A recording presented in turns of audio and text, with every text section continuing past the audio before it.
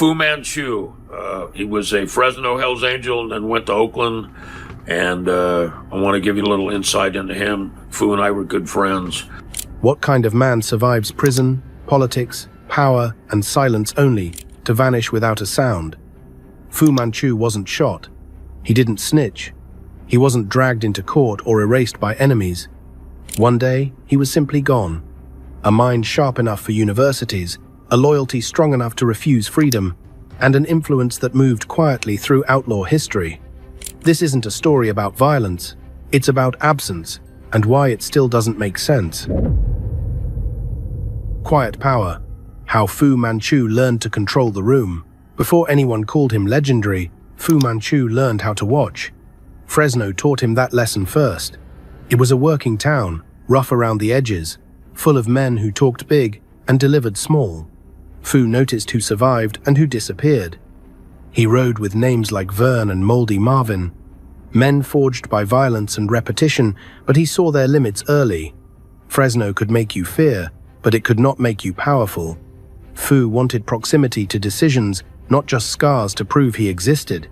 Oakland was where the gravity lived. Late 1960s, early 70s, the city wasn't just louder, it was smarter. Power moved through conversations, favors, and silence. Fu arrived without theatrics. No speeches, no chest beating, no rush to be noticed. He listened. He learned which rooms mattered and which were traps. Oakland Angels weren't just riders. They were administrators of chaos, and Fu understood administration better than most. What separated Fu wasn't muscle, it was patience. While others built reputations on noise, he built relationships. He understood optics before that word became fashionable. Who you were seen with mattered. When you spoke mattered more. Fu mastered the pause. He let other men expose themselves while he gathered leverage quietly. That restraint unsettled people. Silence makes impulsive men nervous. Then prison entered the equation, not as an interruption, but as a classroom. Folsom didn't break him. It refined him. While yards filled with men lifting weights and counting grudges, Fu studied. Reports said Berkeley coursework followed him inside, pages turning while iron clanged in the background. He treated confinement as a long meeting, not a punishment. Knowledge became currency. Discipline became identity. Inside, his reputation grew without volume. He didn't posture. He didn't threaten. He absorbed. Guards noticed. Other inmates noticed more. Fu learned how systems bend when pressure is applied in the right place. He learned how silence travels faster than rumor.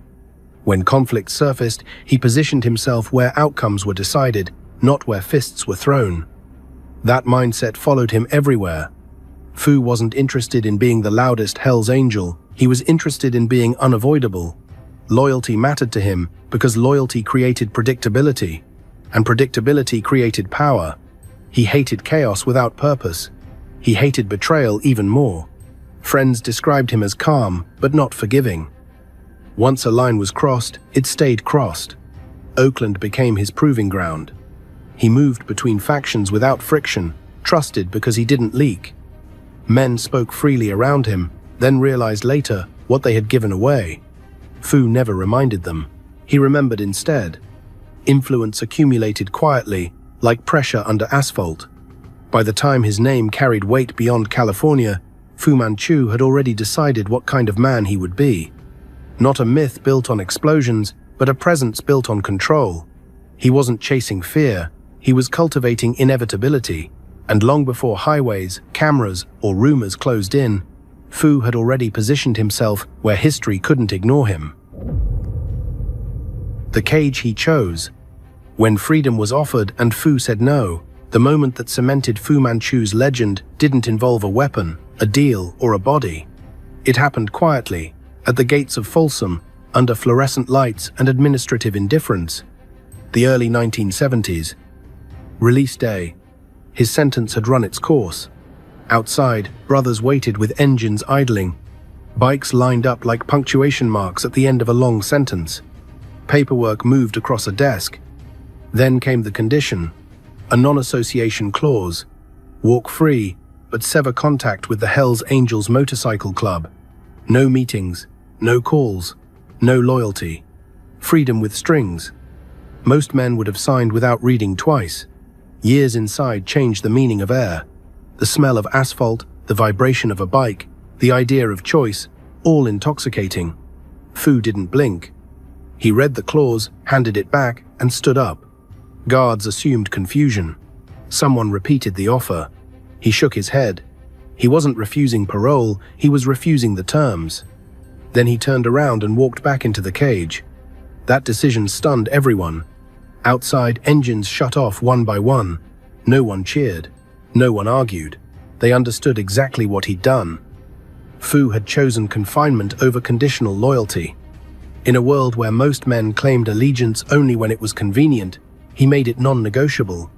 He wasn't posturing, he wasn't making a speech, he simply refused to participate in a version of freedom that required erasing his identity. Inside, the message traveled faster than any rumor. Fu wasn't trapped. He was anchored. Guards treated him differently after that. Other inmates recalibrated their understanding of him. Choosing prison is unsettling. It implies control over fear. It suggests patience that borders on dangerous. Fu used those extra months, maybe years, the same way he used every constraint. He studied. He observed. He waited. For the club, the refusal mattered more than any crime ever could.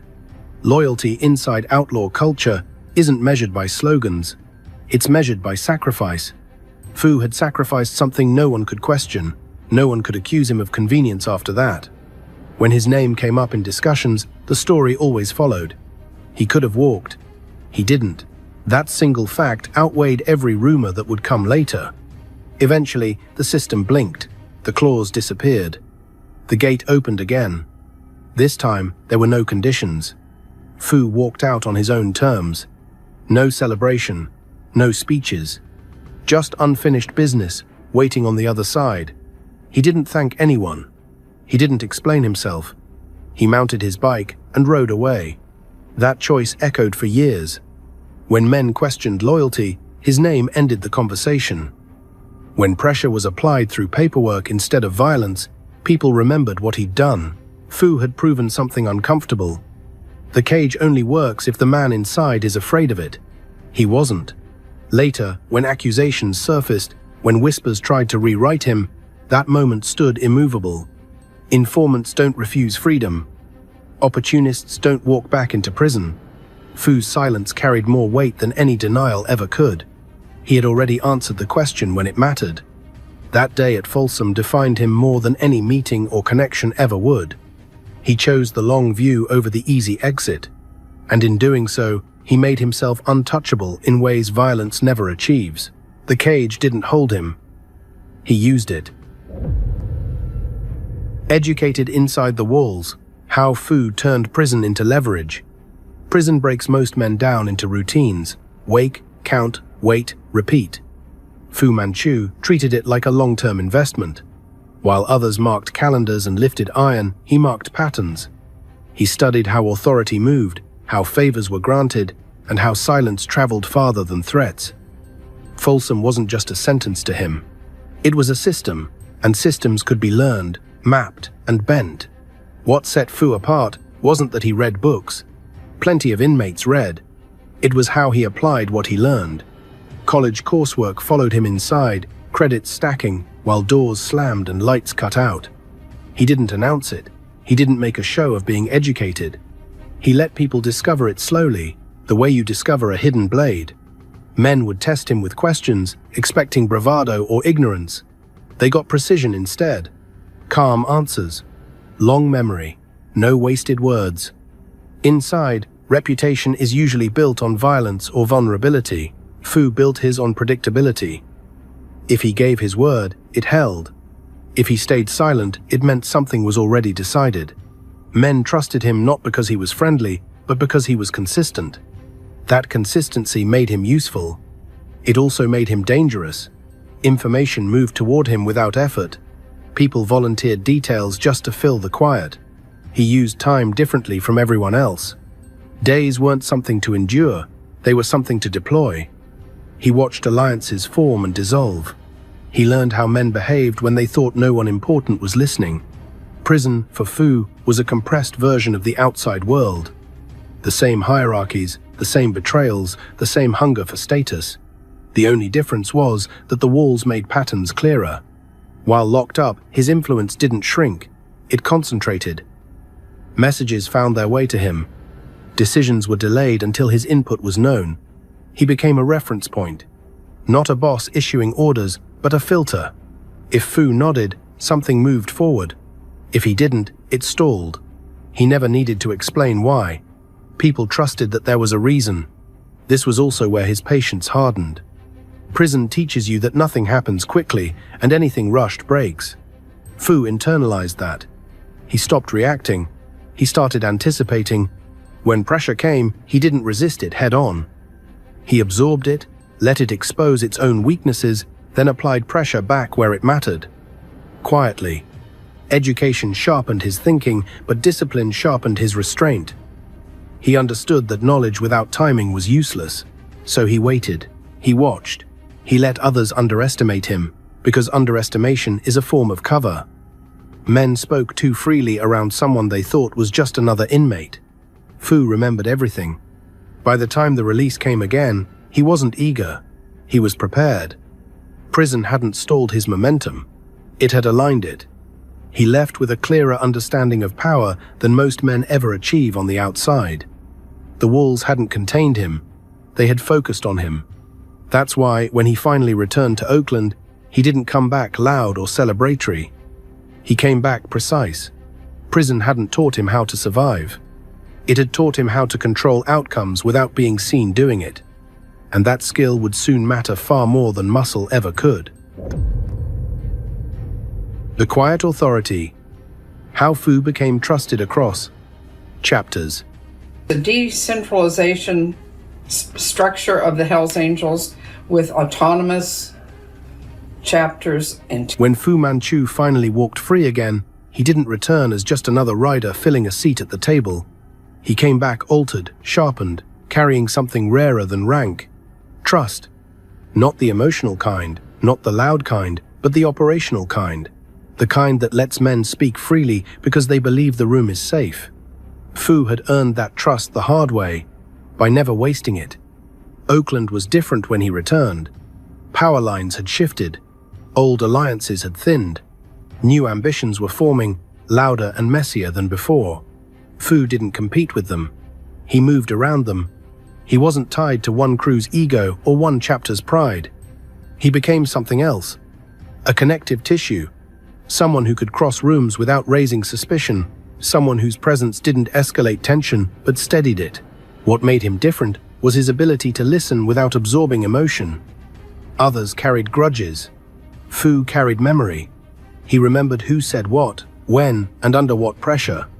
He understood context mattered more than words.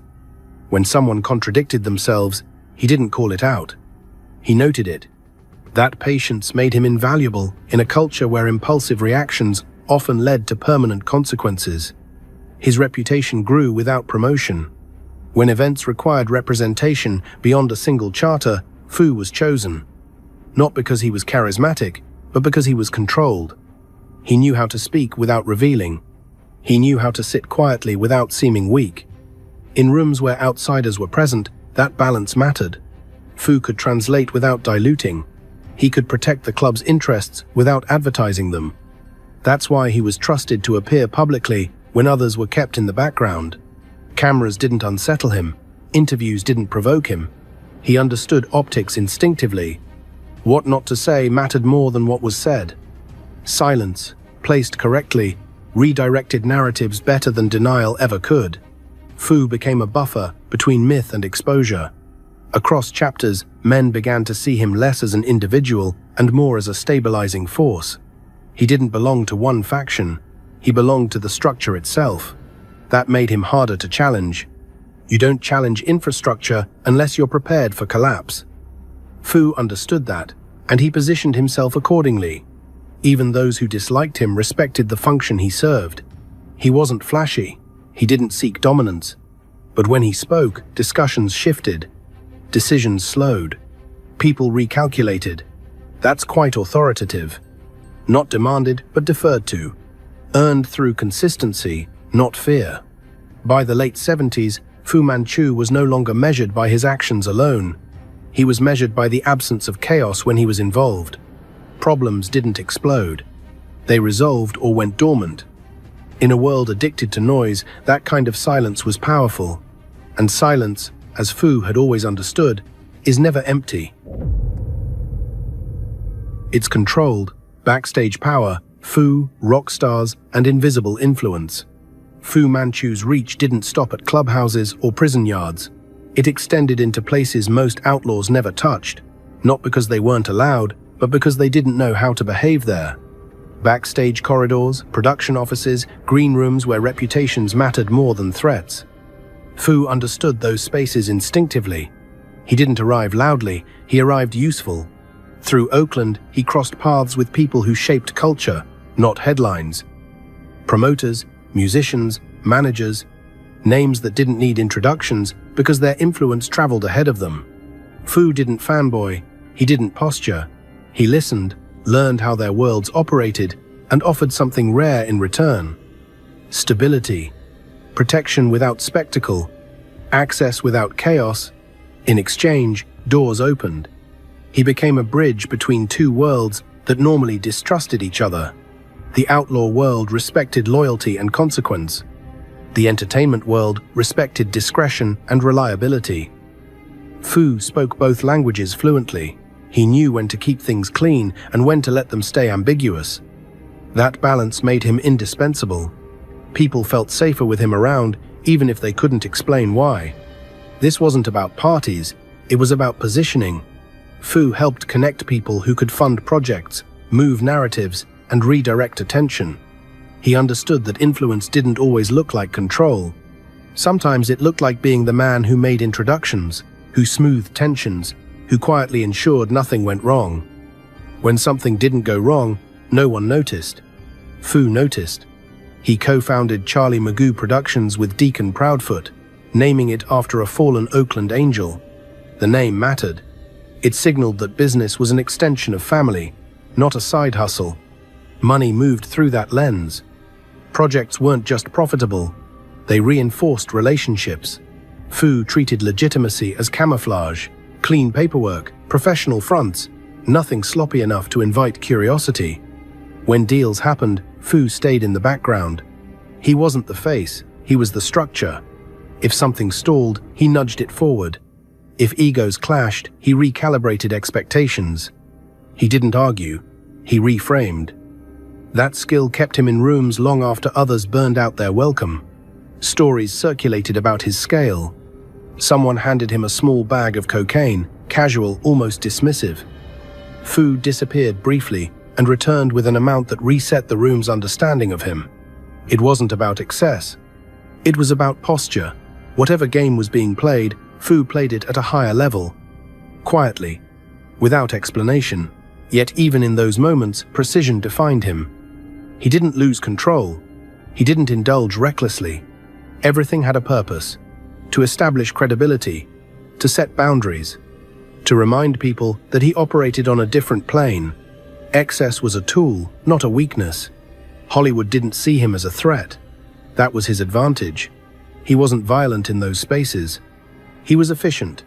People trusted him to handle problems before they became visible. That trust turned into invitations. Invitations turned into influence. Influence turned into insulation for the club. Fu understood that culture shapes perception. If the story was told correctly, pressure eased.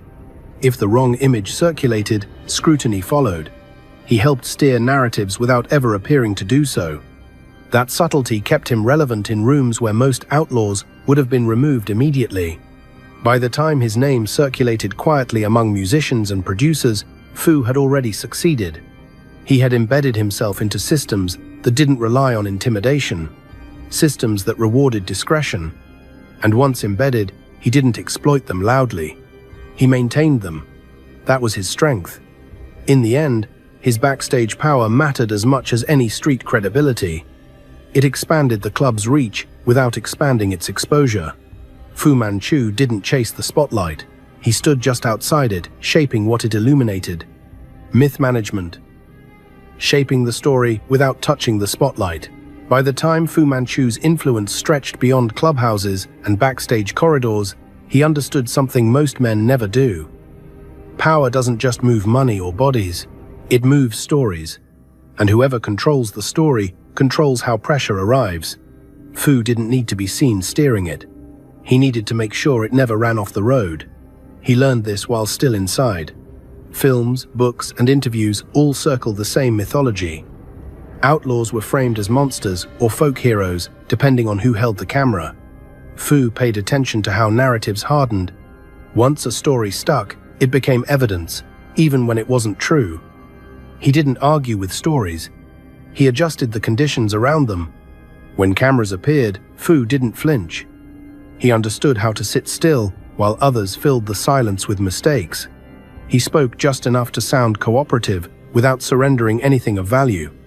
His tone stayed neutral, calm, unemotional. People watching couldn't decide what he was, and that uncertainty was protective. Certainty invites action. Ambiguity slows it down. He understood myth as infrastructure. You didn't dismantle it. You reinforced it in ways that served you. If outsiders believed the club was chaotic, they underestimated organization. If they believed it was rigid, they missed flexibility. Fu preferred both impressions to exist at once. Confusion diluted focus. When projects emerged that touched the club's image, Fu inserted himself quietly. Not as a censor, as a consultant.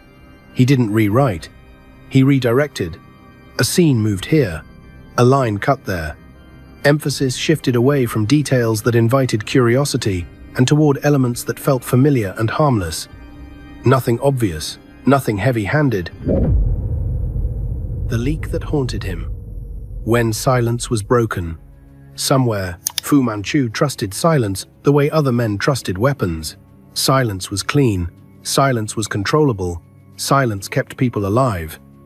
That's why the moment information leaked without his consent, it unsettled him more than any open threat ever could.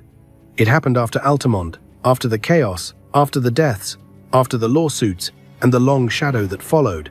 The Rolling Stones finally paid out the money tied to that disaster. Quietly, too quietly. The plan, as Fu understood it, was simple. Keep it contained. Oakland and New York would handle it internally. No noise, no outside ears, just discipline. Then Fu heard something he shouldn't have heard. Someone new. Not someone inside the room.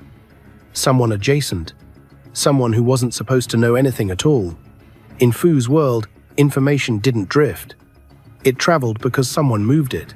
A leak wasn't an accident. It was a decision. And if someone had made that decision once, they could make it again. That was unacceptable.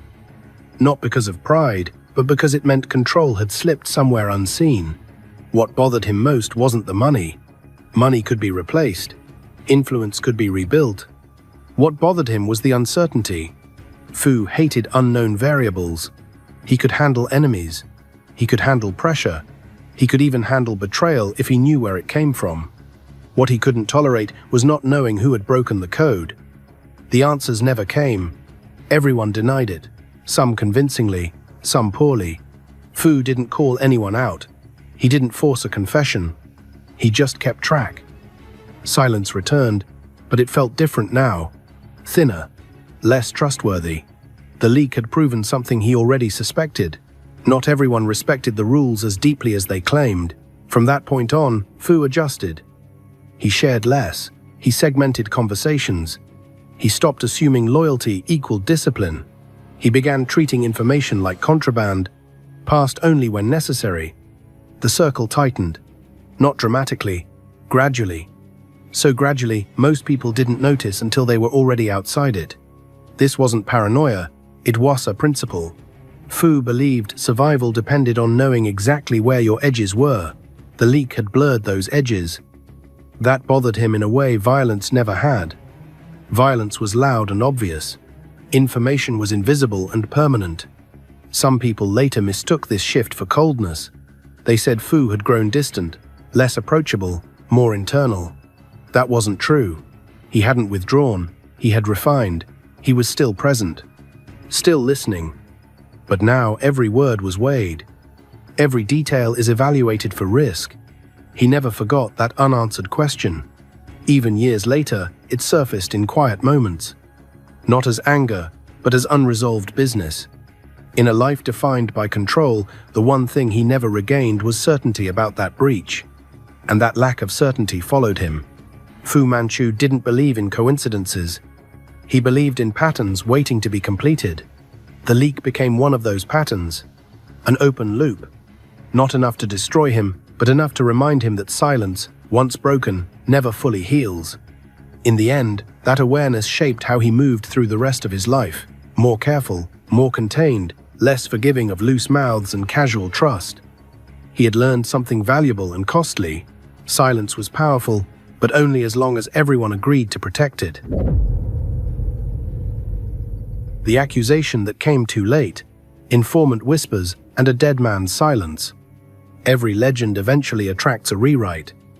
Fu Manchu came after he was gone, when he no longer had the option to sit quietly and let silence do the work.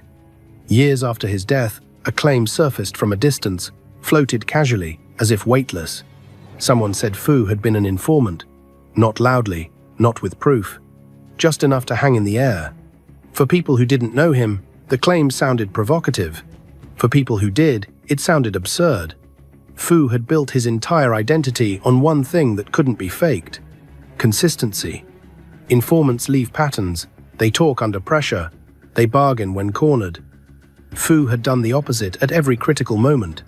He had refused parole rather than accept conditions. He had absorbed time instead of trading names. That wasn't a rumor, that was a record.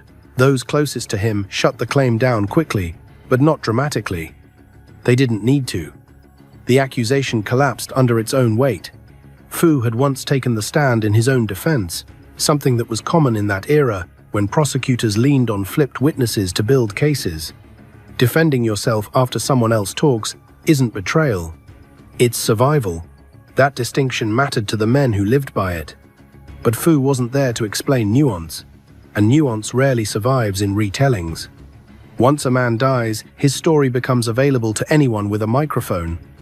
The louder the voice, the more confident the delivery, the easier it is to bend history. Fu's absence created a vacuum. Into that vacuum stepped speculation. What bothered his friends wasn't the accusation itself. It was the timing.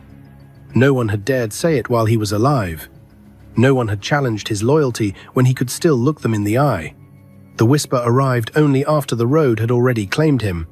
That told its own story. Those who truly knew Fu didn't rush to defend him publicly. They stayed quiet. That silence was intentional.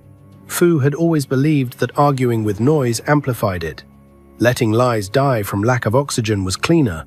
People who mattered already knew the truth. People who didn't were irrelevant.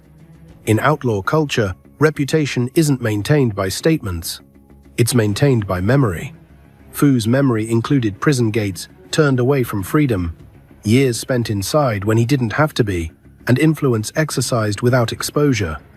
Informants don't behave that way. Opportunists don't sacrifice leverage for principle.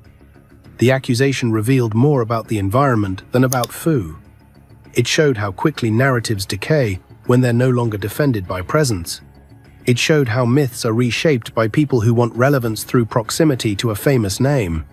Fu had become a symbol. Symbols attract revision. What lingered wasn't doubt, but frustration. Not at the claim, but at the impossibility of closure. Fu couldn't correct the record himself. He couldn't apply silence strategically anymore. He couldn't sit across from someone and let the weight of his history settle the issue without words. The last ride without a bike. How the road ended it all. The end didn't arrive the way people expected. No ambush, no betrayal meeting, no late-night knock or sudden gunfire. It came quietly, almost insultingly ordinary, on a stretch of highway that had seen thousands of riders pass without consequence. Fu Manchu wasn't on a bike that day. That alone felt wrong to the men who knew him. It was a holiday weekend, the kind that carried ritual weight. Runs were forming, routes were being mapped, names were being spoken into phones with familiarity and purpose. George Christie was heading south, lining up miles that would eventually climb into the mountains. Big Bear, Lake Arrowhead, the usual arcs that stitched grief and loyalty into motion. Then the call came. No preface, no soft language, just the words, "Fu's dead." For men who lived by noise and momentum, the silence was unbearable. This wasn't how legends were supposed to go. Fu had survived prison gates closing behind him, internal politics sharper than knives, and decades of pressure without flinching. And now he was gone because of a painted line on asphalt. Some tried to make sense of it. Fatigue, distraction, mechanical failure. Theories formed and collapsed within hours. Fu wasn't reckless, he wasn't careless, he didn't drift. That was the problem. The absence of explanation felt louder than any answer. Christie would later admit the news didn't settle immediately. It hung there, unresolved. Fu wasn't just another fallen brother. He was gravity. The kind of man whose presence bent rooms, whose silence recalibrated conversations. The idea that he was simply gone, without warning or resistance, felt incomplete. At the funeral, that feeling intensified. People half expected him to sit up, straighten his collar, and start correcting details. That was who he'd been. The man with the broader view, the final adjustment, the one who noticed what others missed. The stillness felt unnatural. They spoke quietly about his mind, about the coursework he'd nearly finished. A master's degree within reach, earned between counts and concrete walls. Intelligence and discipline fused in a way that rarely survives long in that world. Fu had carried both without compromise. Whispers surfaced, as they always do after sudden death. Was he distracted? Was something weighing on him? Had the unanswered questions finally caught up? No one knew, and Fu had taken the answers with him. What unsettled people most was how clean it was. No spectacle, no warning, just gone. In a life filled with controlled chaos, the ending refused to fit the pattern. Fu had always believed in leverage, in preparation, in shaping outcomes. This outcome had no shape at all. Maybe that was the point. Not every ending carries meaning. Some simply arrive. The road doesn't recognize legends. It doesn't care about loyalty or history. It treats everyone the same. Still, those who knew him couldn't shake the feeling that Fu had always lived on the center line. Between worlds, between legality and loyalty, between silence and influence. That day, the line finally claimed him. There was no enemy to blame, no system to outthink, just absence. And absence, in the end, was the only thing Fu never controlled. After the impact, the whole Fu left behind. Fu Manchu didn't leave chaos in his wake. He left silence, the kind that doesn't rush to fill itself because everyone feels it would be disrespectful to try. In the days after his death, conversations stalled mid-sentence. Decisions slowed. People realized, sometimes too late, how often Fu had been the invisible hand steadying things. Not directing, not commanding, just adjusting angles before problems became irreversible. There was no scramble for his position, because he never held one in a way that could be claimed. That was the problem. Fu wasn't a title. He was a function.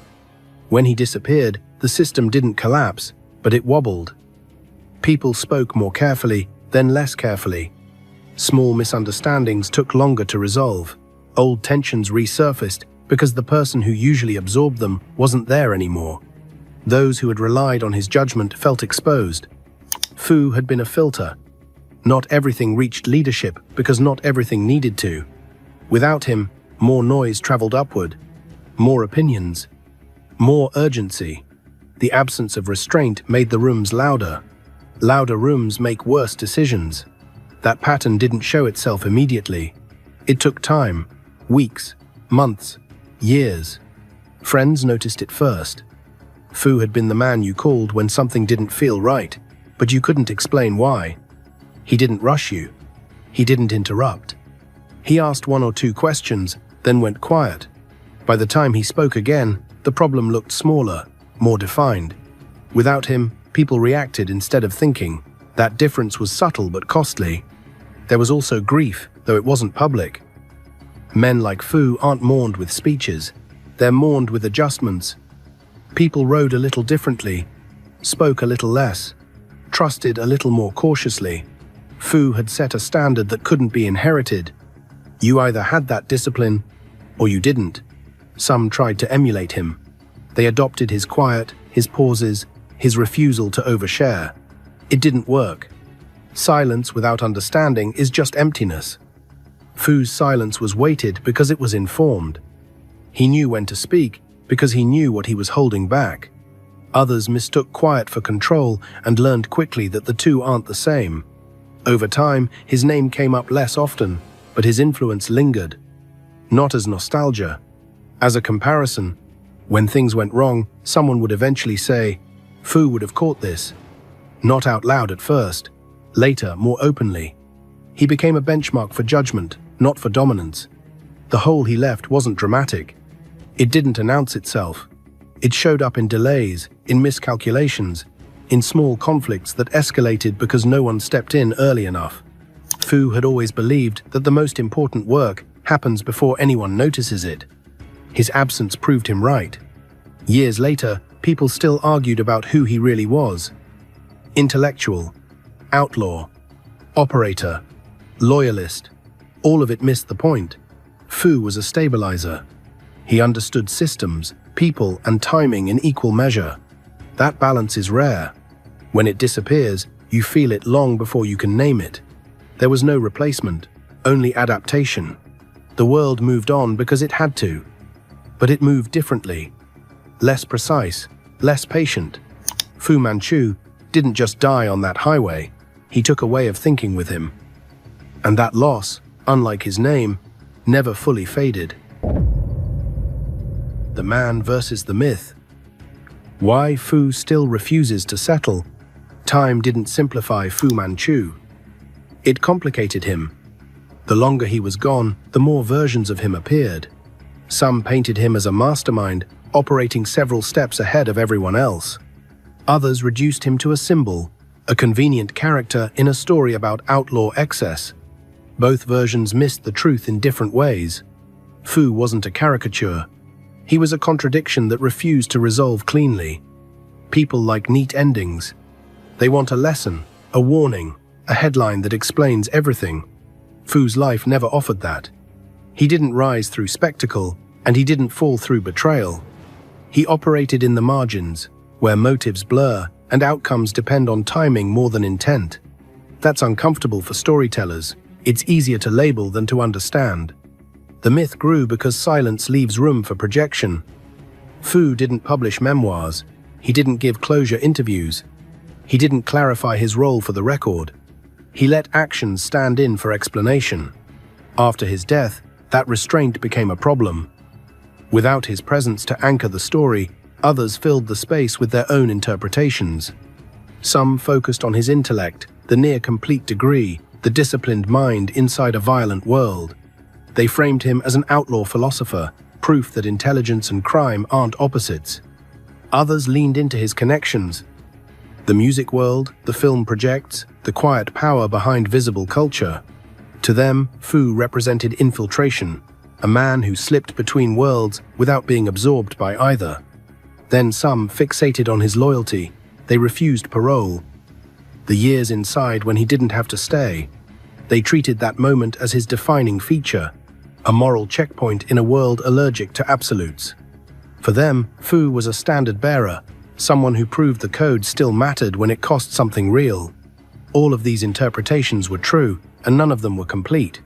Fu wasn't a lesson. He was a process. He evolved in response to pressure, adapted without losing his core, and refused to be rushed into decisions that couldn't be reversed. That kind of man doesn't translate well into myth. Myths prefer certainty. Fu lived in calculation. What frustrates people most is that his death didn't resolve the debate. There was no final act that clarified who he really was.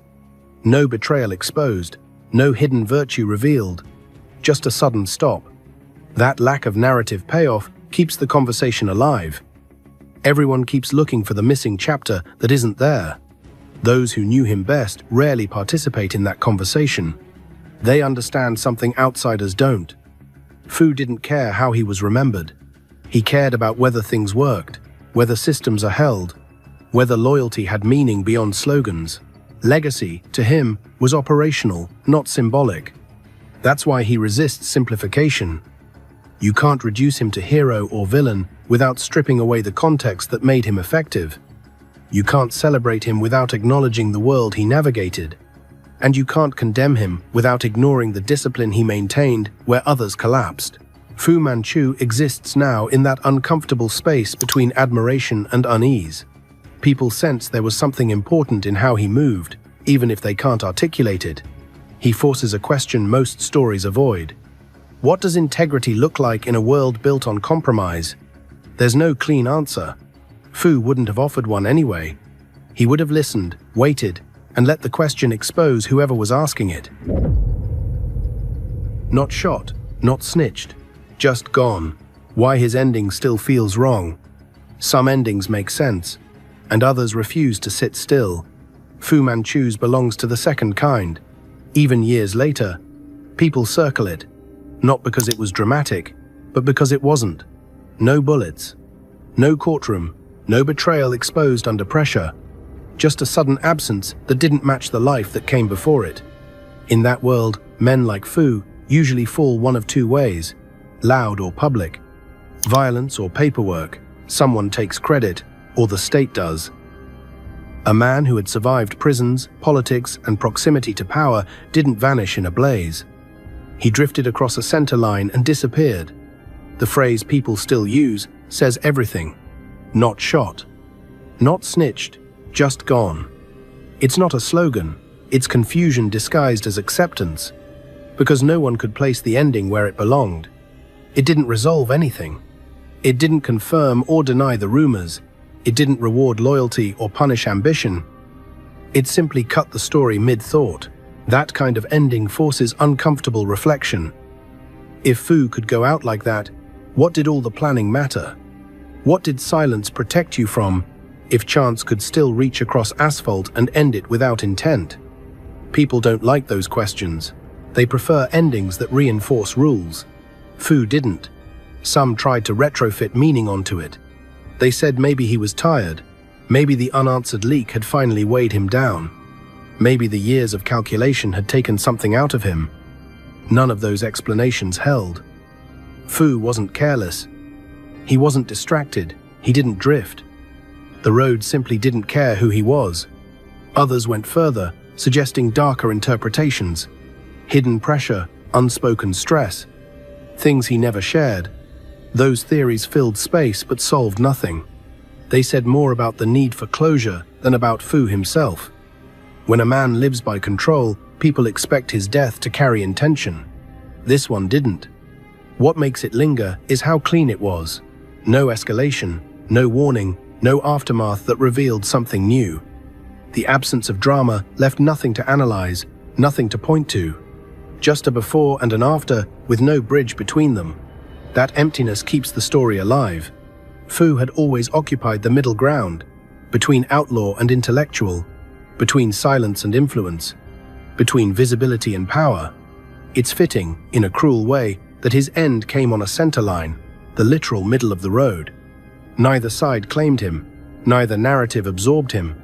For those who knew him, that's the hardest part. There was no final conversation, no last adjustment, no moment where Fu could reframe the outcome. He didn't get to apply his usual method. Listen, pause, redirect. The road offered no negotiation. In the years since, his story hasn't faded because it never concluded. It stopped. And stopping feels different than ending. Endings teach lessons. Stops just leave space. Space invites projection, rumor, myth. That's why people still talk about him. Not because of how he lived, but because of how abruptly the story refused to finish. Fu Manchu didn't get a symbolic death. He got a human one. Sudden, ordinary, unfair. And maybe that's what unsettles people most. After all the discipline, restraint, and control, the final moment belonged to chance. Not shot, not snitched, just gone. What Fu understood that others missed: control without illusion. Fu Manchu never believed control meant immunity. That's what separates his mindset from the myths built around him later. He didn't think intelligence, discipline, or silence made a man untouchable. He believed they bought you time. Time to observe, time to position yourself, time to avoid unnecessary endings, but never a guarantee. Most men in his world confused dominance with control. They thought being feared meant being safe. Fu knew better. Fear creates reactions. Reactions create mistakes. He preferred predictability. He structured his life to minimize chaos, not eliminate it. That distinction mattered. Chaos can't be erased. It can only be managed. That doesn't make his life meaningless. It makes it honest. Fu lived without the illusion that there was a final shield. He never talked about destiny or protection. He talked about leverage, timing, and probability.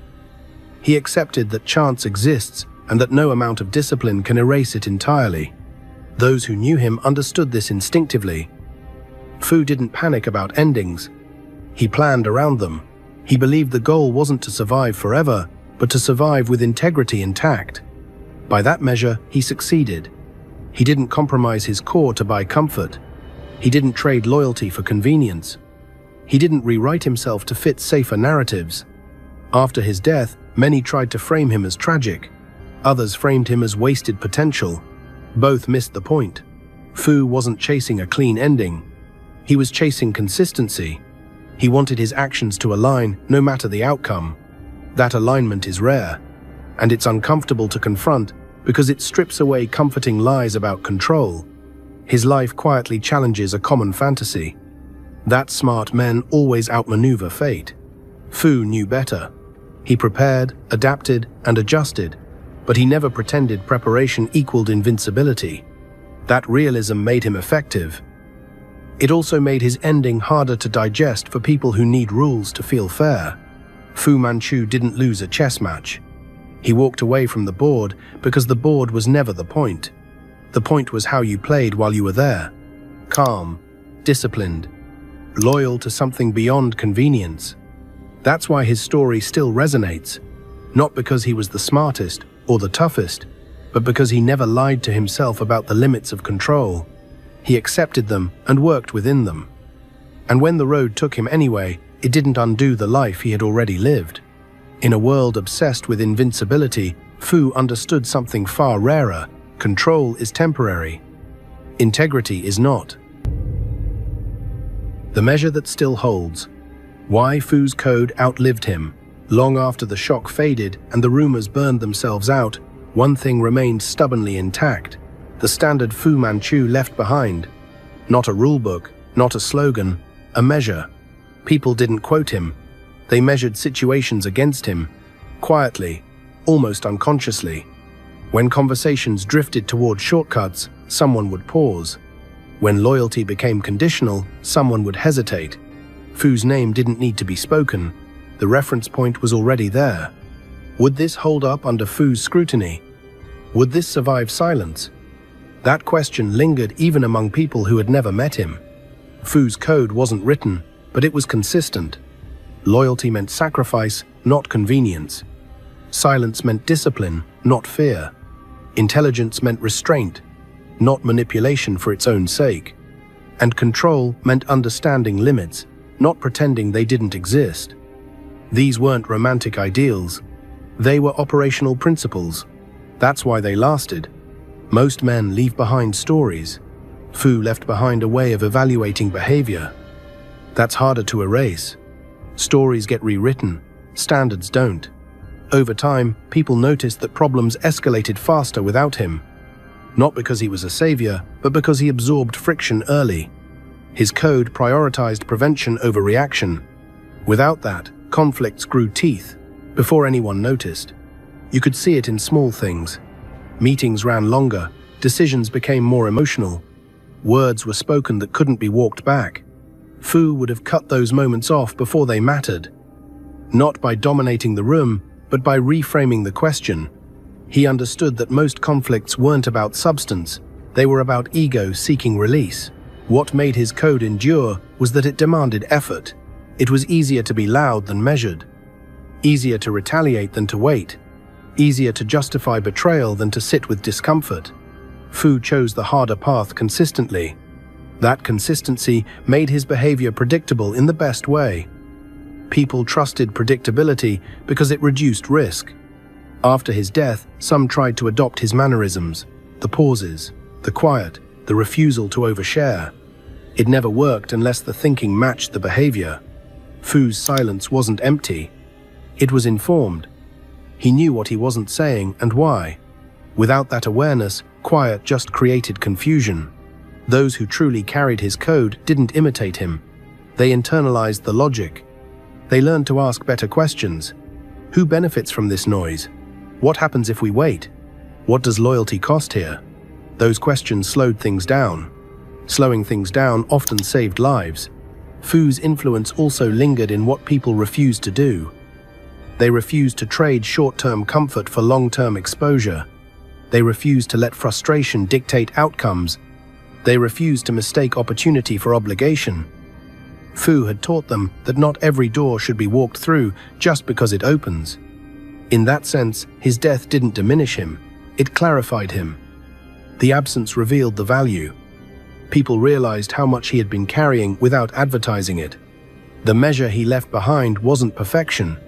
It was discipline under pressure. And discipline is transferable if people are willing to practice it. Fu Manchu never claimed to be a model. He never framed himself as an example. He simply lived according to a logic that held up under stress. That logic survived him because it worked. And as long as people still quietly test decisions against that standard, Fu hasn't really disappeared. Just gone, but not erased, the silence that still answers. When people say Fu Manchu is gone, they usually mean physically, the body, the voice, the presence that once bent rooms without effort. But disappearance isn't the same as erasure, and Fu was never the kind of man who could be erased cleanly. He built himself into processes, habits, and instincts. Those don't vanish just because a highway went quiet. What remains is not nostalgia, it's recognition. The recognition that some people operate differently, and when they're gone, you feel it in ways that can't be explained easily. Fu didn't dominate history. He threaded through it. He didn't announce influence. He embedded it. That's why his absence still registers long after louder figures have faded into trivia. His story endures because it refuses closure. There is no final confession to dissect, no dramatic downfall to analyze, no moment that neatly explains everything that came before. That unsettles people. It forces them to confront the idea that not every life resolves into a lesson that fits on a page. Some lives end mid-thought, and the meaning exists only in how they were lived, not how they concluded. Fu Manchu lived deliberately, not recklessly, not romantically, deliberately. He chose when to speak, when to stay silent, when to advance, and when to absorb pressure. Those choices accumulated into a reputation that couldn't be dismantled after the fact. Accusations bounced off because they contradicted too many witnessed moments. Praise felt incomplete because it couldn't capture the full picture. The phrase that stuck, not shot, not snitched, just gone, survives because it captures that discomfort perfectly. It's not a tribute. It's not an insult. It's a statement of unresolved reality. A man who should have exited loudly didn't. A man who should have been pinned to a category never was. He left without confirming anyone's expectations. Fu never tried to be understood by everyone. He understood that being understood too clearly invites interference. Ambiguity protected him while he lived. It protects his legacy now. Those who need simple heroes won't find one in him. Those who need simple villains won't either. What they'll find instead is a man who refused to simplify himself for anyone. In the end, Fu Manchu didn't leave behind instructions. He left behind friction. The kind that slows people down when they're about to make careless choices. The kind that makes someone pause before speaking too much. The kind that reminds you that control isn't about domination and silence isn't about weakness.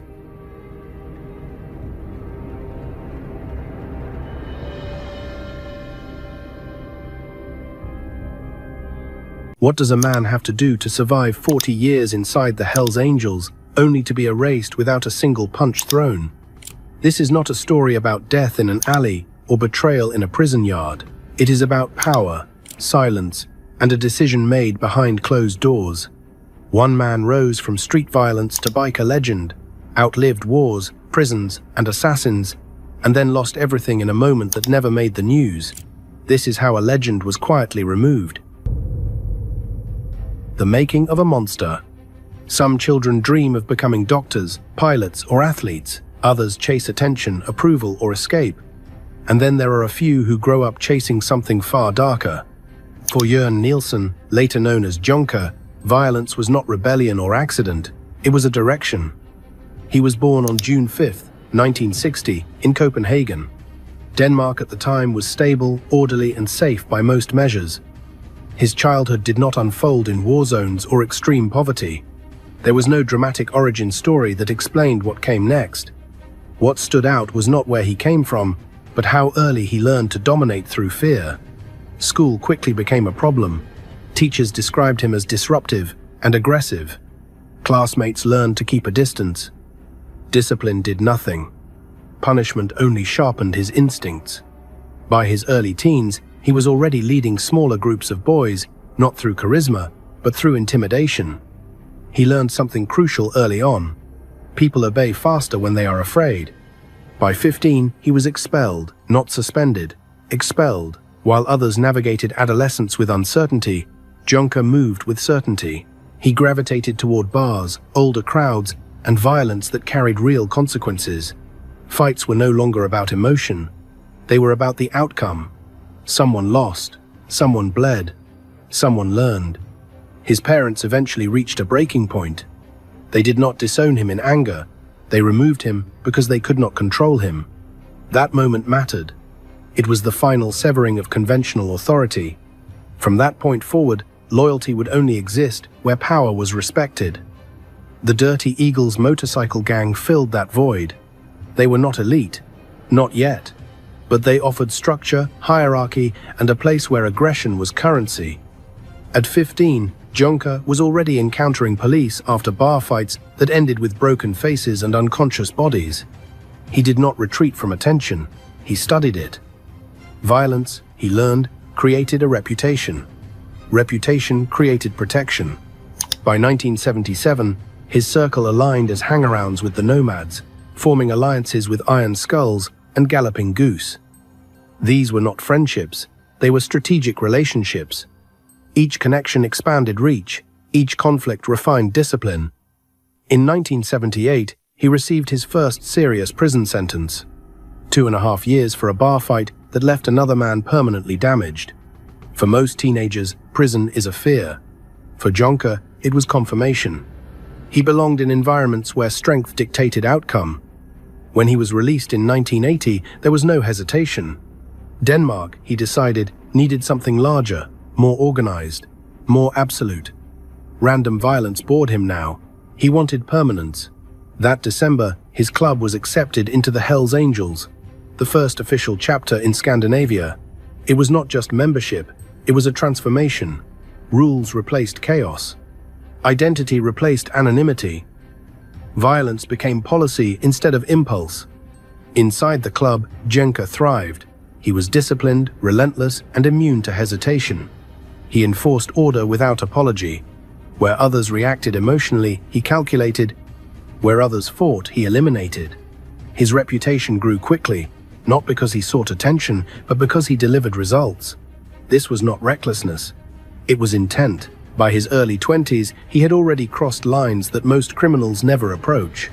Not out of desperation, but out of ambition. He did not want survival. He wanted dominance. And he understood something many never do. Fear lasts longer than friendship. The monster did not appear overnight. It was assembled piece by piece. A childhood where authority failed. A teenage life where violence worked. A club that rewarded brutality with status. Each step reinforced the next. By the time Denmark realized what it was dealing with, the foundation was already set.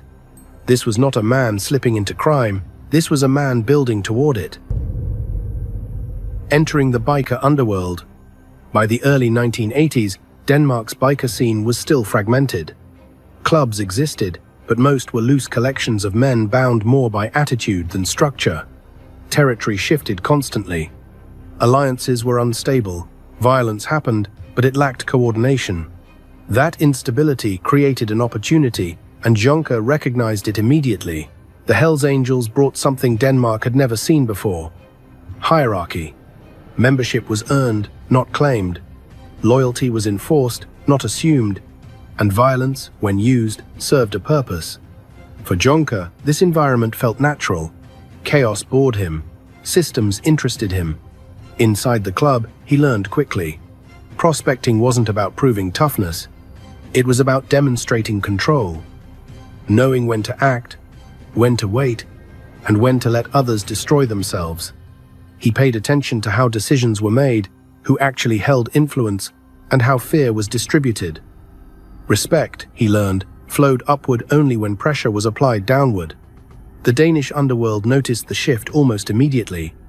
The Hells Angels were not just another club riding through town. They were organized, disciplined, and unapologetic. Where other groups relied on numbers, the Angels relied on reputation. And Jonker became one of the main architects of that reputation. Conflicts with rival clubs intensified. What had once been brawls turned into campaigns. Territory wasn't argued over. It was taken. Messages were no longer sent with bruises. They were sent with consequences that couldn't be undone. Jonker understood escalation better than most. He didn't rush it. He allowed pressure to build until retaliation felt inevitable, then made sure it landed decisively. Police began tracking him more closely. His name appeared repeatedly in reports tied to assaults, intimidation, and organized activity. But evidence was hard to secure. Witnesses disappeared. Statements changed. Silence followed violence, and silence protected him. Within the club, his value grew. He was dependable. He didn't talk unnecessarily. He didn't panic under pressure. When others hesitated, he moved. That made him useful, and usefulness is the only currency that matters in outlaw organizations. By the mid-1980s, the biker wars had escalated beyond intimidation. Rivals challenged the Angels openly. Retaliation became expected. The line between deterrence and domination blurred. Jonker was no longer just enforcing territory, he was shaping a strategy. What separated him from others was his willingness to cross thresholds most avoided. He wasn't driven by rage, he was driven by outcome. If breaking someone's bones sent a message, he did it. If removing someone entirely ended a conflict, he considered it efficient. Morality never entered the equation. This mindset made him dangerous, but also predictable in a way that benefited the club. He didn't act impulsively. He acted when the calculation was clear. That consistency made him trusted by leadership and feared by opponents. As tensions peaked, discussions inside the Angels shifted. Rivals were no longer nuisances, they were obstacles. And obstacles, in Jonker's view, existed to be removed. It was during this period that he volunteered for what others avoided: permanent solutions. The underworld had rules, but those rules bent under pressure. Violence escalated from warning to declaration. The next move would define the balance of power in Denmark's biker scene for years to come. Jonker stepped forward without hesitation. By doing so, he crossed a point of no return. Once certain actions are taken, there is no retreat, only continuation. He understood that, accepted it, embraced it. The underworld he had entered was no longer a proving ground. It was a battlefield. Becoming Scandinavia's first angel, by the time Denmark officially received its first Hells Angels chapter, the shift was already irreversible. What had begun as scattered clubs and localized violence was now consolidating into something far more disciplined. Structure replaced spontaneity, orders replaced arguments, and Jonker stood at the center of that transformation. The acceptance of the Danish chapter in December 1980 was more than ceremonial. It signaled recognition from the international organization and brought expectations with it. Standards tightened, discipline hardened. Members were no longer judged only by loyalty, but by effectiveness. Every action reflected on the patch. Every mistake threatened the whole machine. Jonker thrived under those conditions. He understood that being an angel wasn't about rebellion. It was about control. Clubs that failed did so because they allowed ego to override strategy. He did the opposite. He suppressed his ego in public and exercised it privately, where it produced results. He listened more than he spoke. When he spoke, people paid attention. The club began to expand its influence across Copenhagen and beyond. Businesses learned to cooperate. Rivals learned to retreat. Those who didn't learned quickly. Juncker became one of the main enforcers of the new order. Not the loudest, not the flashiest, the most reliable. What set him apart was his understanding of consequence. Violence wasn't an emotional release, it was communication. Every act was meant to be remembered, repeated, and retold. Fear worked best when it spread on its own. As conflicts intensified, so did expectations. Leadership needed members who could act decisively under pressure. Juncker volunteered where others hesitated. He didn't seek permission for effectiveness, he delivered it. This was also when his reputation began to eclipse the club itself. Police reports referenced him by name. Rivals spoke of him with caution. Even within the Angels, his presence altered rooms. He didn't need to announce himself. His history did it for him. The biker wars escalated steadily. Territory disputes hardened into ideological conflicts. Rival clubs saw the Angels not just as competitors, but as an occupying force. Retaliation became inevitable. Negotiation disappeared. The environment rewarded extremes. Juncker adapted perfectly. He studied patterns. He anticipated responses. He understood that the most effective strike wasn't always the most violent, but the most final. When he moved, he did so with the intent to end cycles, not prolong them. That mindset made him indispensable. Inside the club, he earned trust by being predictable in the ways that mattered. He didn't improvise under pressure. He didn't panic. He didn't talk. Those qualities kept him alive and elevated his status. Leadership relied on him, not because he was reckless, but because he was controlled. Outside the club, his name became a warning. Encounters with him rarely ended halfway. People learned that once he was involved, outcomes were non-negotiable. That certainty created a form of deterrence that reduced resistance without constant enforcement. But escalation always demands escalation. As the Angels consolidated power, rivals searched for leverage. Someone had to break the stalemate. Someone had to act in a way that couldn't be answered in kind. The unspoken question inside the club became unavoidable. Who would take responsibility for crossing that final line? Juncker didn't wait to be asked. Volunteering for irreversible action wasn't bravery. It was alignment. He understood what the club needed and what it could not publicly endorse. By stepping forward, he absorbed risk on behalf of the organization. That act bound his fate permanently to the Angels. From that moment on, there would be no separation between his identity and the club's darkest chapters. Whatever followed would define both. Success would bring dominance. Failure would bring consequences measured in years or lives. He accepted that trade without hesitation. Becoming Scandinavia's first Angel was not about recognition. It was about ownership. Ownership of territory. Ownership of fear. Ownership of outcomes. And soon, ownership of something far more permanent. The murder that changed everything. By 1984, the conflict between the Hells Angels and Bullshit MC had passed the point of repair. What remained was a question of dominance. Both sides understood the rules, and both knew how these wars ended. Someone important would die. The only uncertainty was who would make the decision first. Inside the Hells Angels, discussions were careful and indirect. No orders were spoken openly. Responsibility was never assigned out loud. This was how serious actions were handled. Everyone knew what needed to happen. Few were willing to carry it out. Juncker was. The target was Henning Makrellen Knudsen, the president of Bullshit MC. Removing him wouldn't just weaken the rival club. It would shatter it. Leadership in biker organizations isn't symbolic, it's operational. Kill the head, and the body collapses into infighting and fear. Juncker understood that better than anyone. On May 25, 1984, Copenhagen woke up to an ordinary spring morning. Tourists moved through Tivoli Gardens. Cafes opened their doors. Nothing suggested that Denmark's biker landscape was about to change permanently. Juncker arrived at Knudsen's home armed with a World War II-era Sten submachine gun. The choice wasn't accidental. It was reliable, compact, and unforgiving. There would be no room for error. When Knudsen appeared in the driveway, Juncker didn't hesitate. The first burst of gunfire dropped him immediately. There was no confusion, no warning. The act was deliberate and controlled. Knudsen's wife witnessed everything from close range. Juncker didn't try to avoid her presence. Witnesses were part of the message. After the initial shots, he kicked the body over and emptied a second magazine into it. The extra rounds weren't about necessity, they were about certainty. There would be no doubt, no survival, no myth of escape. The act was final. In that moment, the biker war crossed into a new phase. Police response was immediate and overwhelming.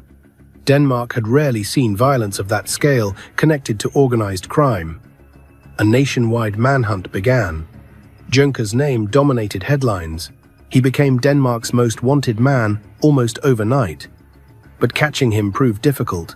He moved constantly, staying with fellow angels, changing locations, avoiding patterns. Every lead went cold. Every trail ended in silence. The same discipline that made him effective inside the club now protected him from capture. Eventually, he left the country. Canada became his refuge. Vancouver's East End chapter welcomed him, one of the most violent Hells Angels environments outside Europe. While Danish police coordinated with international agencies, Juncker adapted again. This time, he did something unexpected. He began writing. In 1985, his autobiography, My Life, was published in Denmark. It framed him not as a monster, but as a product of circumstance. Hardened, misunderstood, shaped by betrayal and necessity. The book sold extremely well. Public fascination replaced pure outrage. Violence became narrative. While still officially on the run, he continued writing. More books followed. Media interest grew. Interviews were arranged. He controlled the story while authorities struggled to control him. Eventually, he drifted again. Paris, British Columbia, a small Canadian town where he lived quietly enough to meet police officers who had no idea who he was. He formed a relationship with a single mother named Karen. For a moment, his life resembled something ordinary, but exile never suited him. The Hells Angels were not just an organization, they were identity, purpose. Without them, his life felt incomplete. After nearly 2.5 years on the run, he contacted a lawyer and arranged his return to Denmark. He didn't come back to surrender. He came back to face the consequences on his own terms. The murder of Henning Knudsen had secured the Angels' dominance, but it had also sealed Juncker's fate. From that point forward, prison was inevitable. The only question left was how he would use it. Life on the run and the birth of a myth. Returning to Denmark did not bring relief. It brought inevitability. The case against Juncker was airtight now, built on witness testimony, ballistic evidence, and years of accumulated intelligence. When the verdict came, it carried the weight of finality. 16 years. 11 to be served. For most men, that sentence would have ended the story. For Juncker, it redirected it. Prison did not isolate him, it centralized him. From the moment he entered the system, he treated incarceration not as punishment, but as positioning. He studied routines, identified leverage points, and established influence without unnecessary displays of force. Guards controlled the keys, he controlled the balance. What truly separated him from others was how he handled visibility. Most inmates shrink under attention. Juncker leaned into it. Interviews followed. Television appearances were arranged. Publishers circled. He spoke calmly, confidently, reframing both himself and the Hells Angels as structured men operating under misunderstood rules. It was audacious. It worked. His books continued to sell. 5 autobiographies in total. Each one added layers to the myth. Violence became a reflection. Crime became philosophy. The public consumed it. Critics argued. Authorities watched uneasily as a convicted murderer became a recognizable figure beyond the prison walls. Inside, he ran his chapter as efficiently as ever. Orders moved outward. Loyalty remained intact. Prison did not diminish his authority. In some ways, it enhanced it. A man willing to rule from a cell projected permanence. It told allies he could not be removed easily. It told enemies that distance offered no safety. That perception was tested in 1996. In the early hours of July 24th, a grenade was detonated against his cell door. It failed to breach, but the follow-up attack did not. A burst of gunfire tore through the metal. Junker threw himself to the ground. Shrapnel struck his stomach and arm. He survived. The message was unmistakable. Someone wanted him gone badly enough to attack a prison. After that night, his status hardened. Survival under those circumstances was not luck. It reinforced a narrative already forming around him. He wasn't just feared. He was durable. Attempts to remove him only added to the legend. When he was released on probation in 1998, it felt less like freedom. 3 years later, he was back in court. This time for his role in a violent nightclub brawl in Aalborg that ended in another man's death. Witnesses described repeated kicks and blows delivered while the victim lay helpless. The court agreed. 4 more years. Prison became familiar territory. Not home, but controlled space. He navigated it with the ease of someone who understood that power adapts to environment. He didn't fight the system. He bent it. By the time he was released again, nearly 24 years of his life had been spent behind bars. That amount of confinement breaks most men. Junker emerged intact. Older, slower perhaps, but still commanding attention. Outside, the world had changed. Laws were stricter, surveillance was tighter. The biker scene had evolved. But reputation carries forward when action pauses. Younger members still treated him with caution. Rivals still avoided provoking him directly. Police still tracked him carefully. The myth had outgrown the man. And that presented a new challenge. A man defined by dominance cannot remain still forever. The streets would test whether age had softened him or simply refined him. Retirement was never an option. Violence had shaped his identity too completely. What followed would determine whether his legend faded naturally or demanded a final confrontation. Violence without retirement. Freedom did not change Junker's relationship with violence. It removed constraints, not instincts. By the mid-2000s, Denmark's biker landscape had evolved, but the rules at street level remained the same. Reputation still mattered. Fear still worked. And men with long memories were still dangerous. Junker was no longer young, but he was far from finished. Where others aged into caution, he aged into certainty. He didn't seek conflict, but he didn't avoid it either. His presence alone altered dynamics. Younger men who had grown up hearing his name now saw an opportunity. Testing a legend carried risk, but success promised instant notoriety. That temptation proved irresistible. In 2007, it happened. On a cold night in Copenhagen's Nørrebro district, a 22-year-old man confronted Junker armed with a knife. It wasn't an ambush in the traditional sense. It was a challenge, the kind made by someone who believed history could be rewritten in seconds. The first stab landed in the abdomen, then another.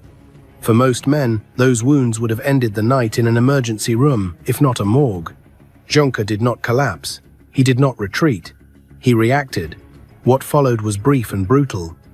Junker and an associate retaliated with precision rather than panic.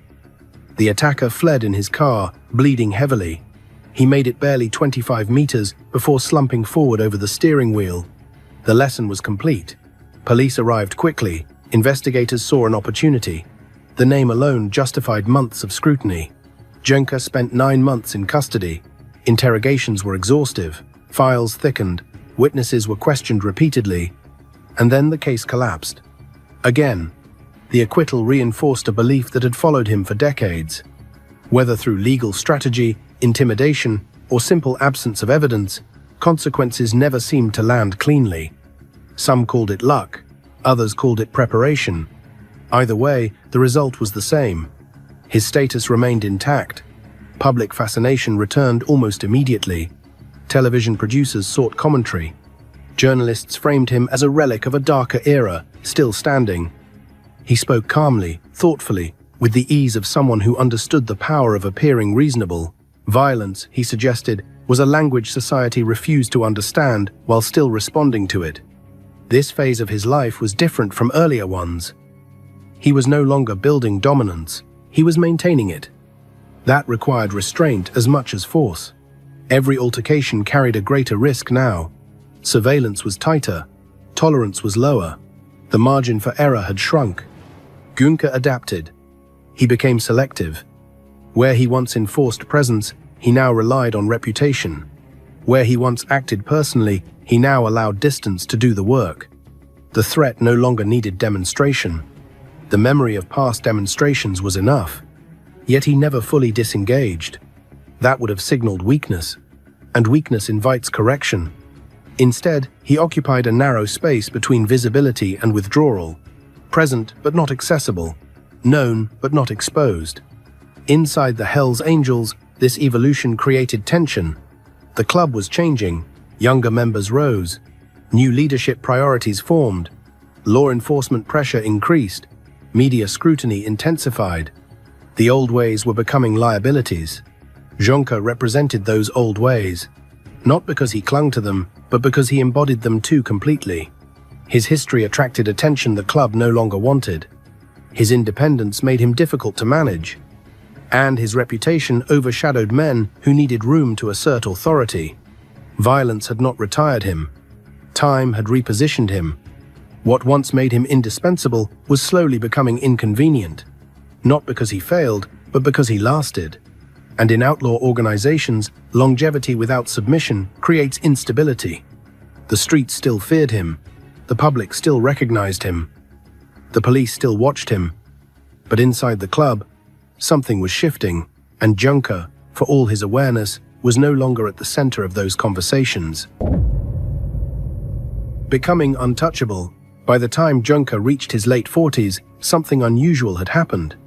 He was no longer just feared. He was avoided. In the criminal world, that distinction matters. Fear invites challenges. Avoidance signals that the cost of engagement has become unacceptable. Years of violence, prison, and survival had hardened his image into something fixed. Younger bikers didn't see him as a rival to defeat. They saw him as a constant, an environmental risk. You don't challenge gravity, you work around it. This untouchable status didn't come from strength alone, it came from predictability. Günther didn't posture, he didn't bluff. When he acted, outcomes followed. That consistency built trust among allies and hesitation among enemies. People learned that provoking him rarely produced spectacle, only consequences. Law enforcement noticed the shift as well. Surveillance increased, but opportunities decreased. He was careful. Conversations were short. Movements were deliberate. He understood that being watched was inevitable. Being caught was optional. Years inside the system had taught him exactly where the lines were, and more importantly, how close he could stand to them without crossing. The media helped solidify this perception. His calm demeanor during interviews contrasted sharply with his history. He didn't glorify violence. He contextualized it. That framing disturbed audiences more than aggression ever could. A man who spoke rationally about irrational acts unsettled people. It suggested control where chaos was expected. Within the Hells Angels, this created a problem. The club thrived on collective identity. No single member was meant to stand apart from the patch. Yet Günther's name carried weight independent of the organization. He had become a reference point for an era. That kind of prominence disrupts internal balance. Leadership relied on presence, meetings mattered, participation signaled loyalty. Over time, Günther's attendance declined. Not out of defiance, but distance. Age, fatigue, and years of incarceration had shifted his priorities. He remained loyal in principle, but less involved in daily operations. In outlaw culture, that distinction is dangerous. Absence creates space. Space invites ambition. Younger members filled that vacuum, eager to establish authority without living in the shadow of a legend. They respected Günther, but they also needed him out of the way. At the same time, his untouchable status made him difficult to discipline. You cannot easily correct someone who cannot be threatened. Removing him publicly would elevate him. Confronting him violently would turn him into a martyr. Removing him publicly would elevate him. Confronting him violently would turn him into a martyr. Keeping him around meant constant attention and unresolved hierarchy. The club faced a dilemma it had rarely encountered. How do you manage someone who embodies the past so completely that their presence limits the future? Juncker sensed the shift. He had always been attuned to power dynamics. He noticed conversations ending sooner when he entered rooms. He noticed decisions being made elsewhere. He understood what silence meant inside organizations built on noise. But he didn't resist. Resistance would have confirmed threat. Instead, he allowed distance to grow. He didn't assert dominance. He didn't demand recognition. That restraint confused those who expected confrontation. It also accelerated internal calculations. Being untouchable on the streets does not guarantee safety within institutions. In fact, it can make removal easier. When fear replaces usefulness, loyalty becomes optional. Juncker had outlived his enemies, survived the system, and mastered violence as language. What he hadn't prepared for was irrelevance imposed quietly. His untouchable status protected him from rivals and police. It did not protect him from organizational evolution. And as the club shifted toward survival over symbolism, the man who once defined its dominance became a question it no longer wanted to answer. Fame becomes a liability. Fame is poison in organizations built on secrecy. For years, Juncker had managed to balance visibility and protection, but by the late 2000s, that balance was collapsing. His name carried too far. His face was too recognizable, and his voice had become louder than the patch itself. Every interview reopened old wounds. Every book reignited stories the club wanted buried. Murders from the 1980s resurfaced in headlines meant for a new generation. Law enforcement didn't need new intelligence when the past kept being replayed in public. Pressure followed attention, and attention followed Juncker. Inside the Hells Angels, this created friction. Younger leadership wanted stability, not mythology. They wanted operations that stayed off the front page, not reminders of biker wars that had drawn national crackdowns. Juncker represented an era when fear alone was enough. That era was ending. The problem wasn't that he spoke. It was that he spoke without permission. Outlaw clubs tolerate many things, but an uncontrolled narrative is not one of them. The patch is supposed to speak collectively. Juncker spoke individually. He didn't reveal secrets, but he framed history. And framing history is a form of power. To the public, he was the Danish Hells Angel. To the club, that perception was dangerous. No organization survives when one member becomes its symbol. Symbols can't be disciplined quietly. They attract attention by existing. The police understood this dynamic well. Surveillance intensified not because he was active, but because he was visible. Every appearance justified monitoring. Every quote justified a file update. Even silence became suspicious. Juncker adjusted his behavior, but the damage was already done. You can't retract recognition once it spreads. He had crossed an invisible threshold. He was no longer just a member. He was a reference point. Inside the club, discussions shifted. Not openly, not dramatically, quietly. Meetings happened without him. Decisions were made elsewhere. The absence wasn't hostile. It was procedural. And procedures, once established, don't reverse easily. What made the situation unstable was his continued respect. Nobody wanted to confront him. Becomes justification for removal. The club didn't need him to act. They needed him not to exist as a liability. This is where outlaw logic turns cold. Loyalty is honored until it interferes with survival. Juncker had given decades. He had bled. He had gone to prison. None of that mattered now. The organization was thinking forward, not backward. Juncker sensed it. He had always understood power. He recognized when influence became symbolic rather than operational. And symbols, in criminal structures, are often dismantled quietly. He didn't lash out. He didn't threaten. He didn't rally support. Doing so would have accelerated the process. Instead, he waited. And while he waited, the club finished deciding what to do with a man who could not be controlled, could not be silenced completely, and could not be attacked without consequence. Fame had protected him for years. Now it was the reason he had to go. The internal coup. Removals inside outlaw organizations rarely look like betrayals, they look like process. By the time Jenka realized what was happening, the decision had already moved past discussion and into execution. Not violence, not confrontation, procedure. This is how power protects itself. There was no single meeting where his fate was announced, no dramatic challenge, no demand for explanation. Instead, he noticed the signs that only someone fluent in internal politics would recognize. Calls not returned, meetings rescheduled without notice, information arriving late, or not at all, influence draining quietly, like pressure from a sealed room. Inside the Hells Angels, authority doesn't announce itself, it consolidates, small groups form. Consensus builds among men who understand that unity matters more than history. By the time action is taken, resistance is already isolated. That is what happened to Yonka. A younger generation of leadership had been rising for years. They were disciplined, cautious, and deeply aware of law enforcement pressure.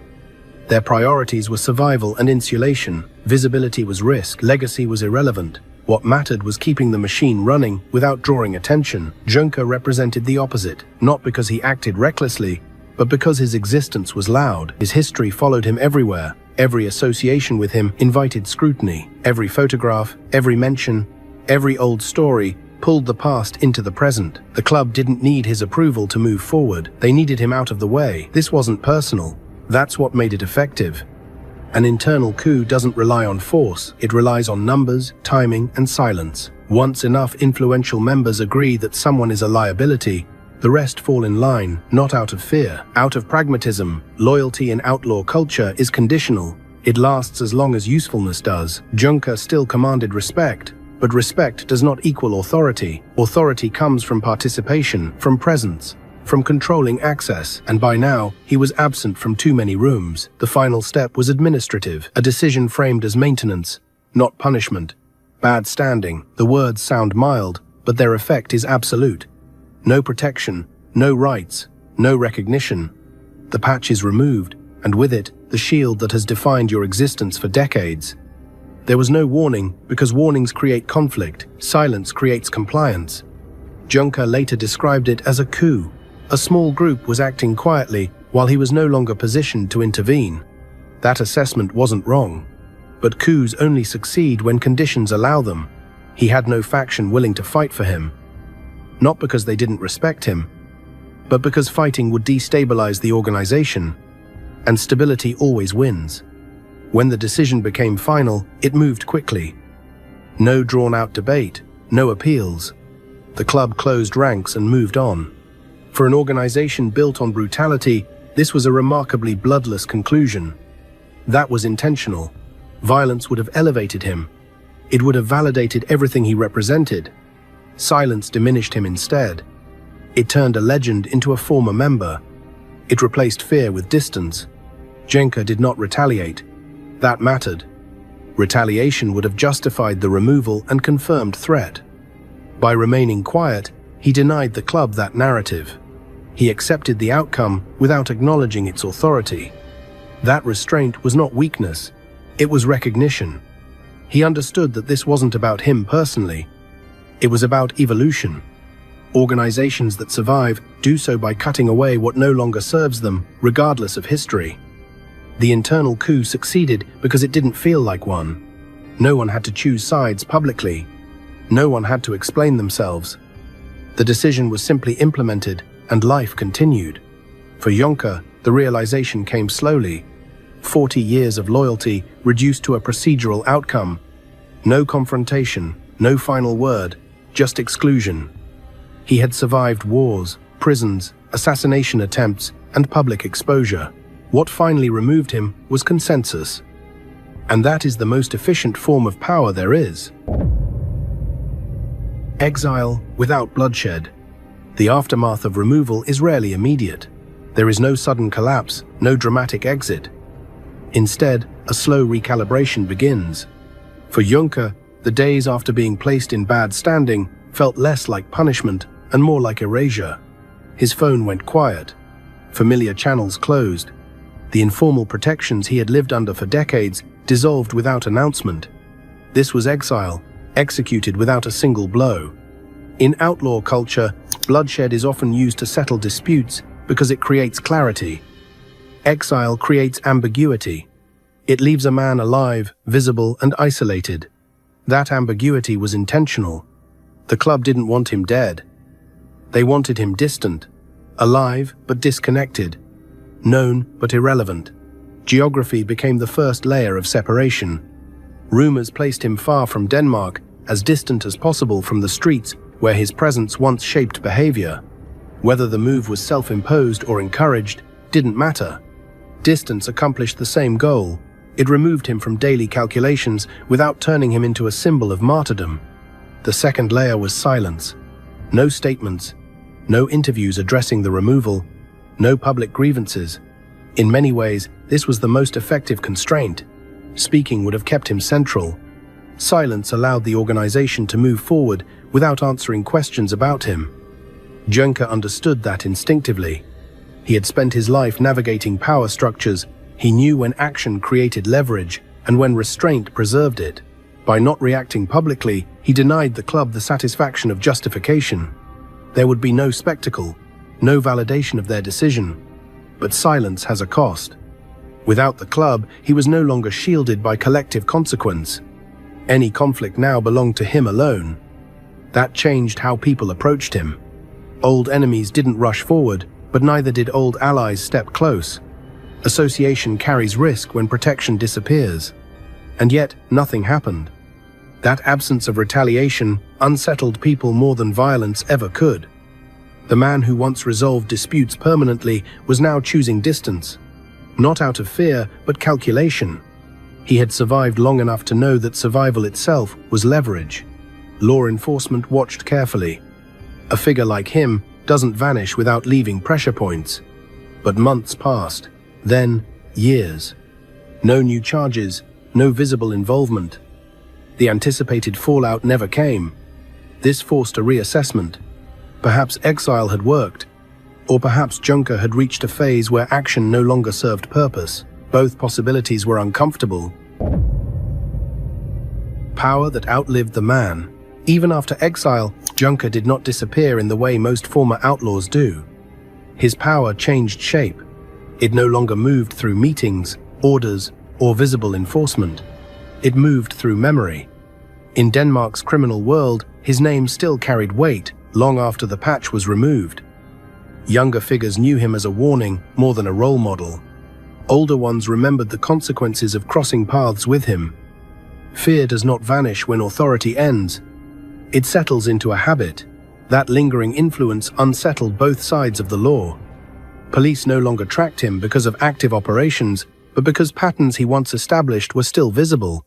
The structure of biker conflicts, the way intimidation replaced open warfare. The use of silence instead of spectacle, all of it traced back to methods he helped normalize. He had taught the underworld how to survive pressure. Ironically, that lesson made him unnecessary. Systems evolve by absorbing what works and discarding what draws attention. Once the methods remained without the man, the organization could move forward without carrying his history. For Juncker, this created a strange contradiction. He was no longer powerful in practice, but he remained powerful in absence. People adjusted behavior without his involvement. Decisions were shaped by the memory of what he once represented. That is a rare form of influence. Most criminals fade because their relevance depends on action. Juncker's relevance depended on consequence. He had gone far enough, survived long enough, and left enough impact that his presence was no longer required to shape outcomes. Publicly, he remained quiet. No attempts to reclaim attention. No dramatic statements. That restraint preserved what remained of his authority. Speaking would have reduced him to commentary. Silence kept him unresolved. In the end, his greatest achievement was not dominance or fear. It was durability. He built a legacy that did not require maintenance. It persisted without him. The club removed his name from its structure. History did not. And that is how power truly outlives the man who held it, not through force, but through behavior shaped long after he steps away. The loneliness of survival. Survival is celebrated in violent worlds, but rarely understood. When a man outlives his enemies, his usefulness, and even his own era, what remains is not victory. It is a distance. That was the stage Junker entered after exile, a phase few legends reach and even fewer prepare for. For decades, his life had been defined by pressure. Conflict created purpose. Threats created clarity. Every day demanded awareness, calculation, and readiness. When that pressure vanished, it left a vacuum. Silence replaced urgency. Time replaced reaction. And with that came something far more difficult than prison or war. Reflection. Without the club, there was no hierarchy to navigate, no rivals to measure, no rules to enforce. His identity, once reinforced daily by structure and consequence, stood alone. That isolation was not imposed by others. It was the natural result of survival. Men who live by violence often assume the danger ends when they step away. In reality, it simply changes form. There were no attacks, no confrontations, no visible threats. Instead, there was space. Space to remember every decision without justification. Space to recognize that legacy is not something you control once you stop acting. Those who encountered him in this period described him as composed and restrained. Not bitter, not regretful, just aware. He had lived long enough to understand that survival does not guarantee meaning, it only guarantees time. That time separated him from the world he once dominated. New figures rose without knowing him personally. New conflicts emerged that did not involve his name. The streets adapted, the club adapted. History moved forward without pausing to ask what he thought. This was the quiet cost of endurance. Prison had never diminished him because it still acknowledged his relevance. Exile did. It allowed the world to function without him. For someone whose identity had been built on inevitability, that was the sharpest adjustment. Yet he did not resist it. Resistance would have been denial. Acceptance was recognition. He had survived everything that was meant to end him. What followed was not punishment or redemption. It was a consequence. Loneliness was not a weakness. It was the final stage of a life lived at the center of conflict. And in that stillness, the man who once commanded fear learned the one lesson violence never teaches. Survival does not mean belonging. It only means you are still here. The ending that never came.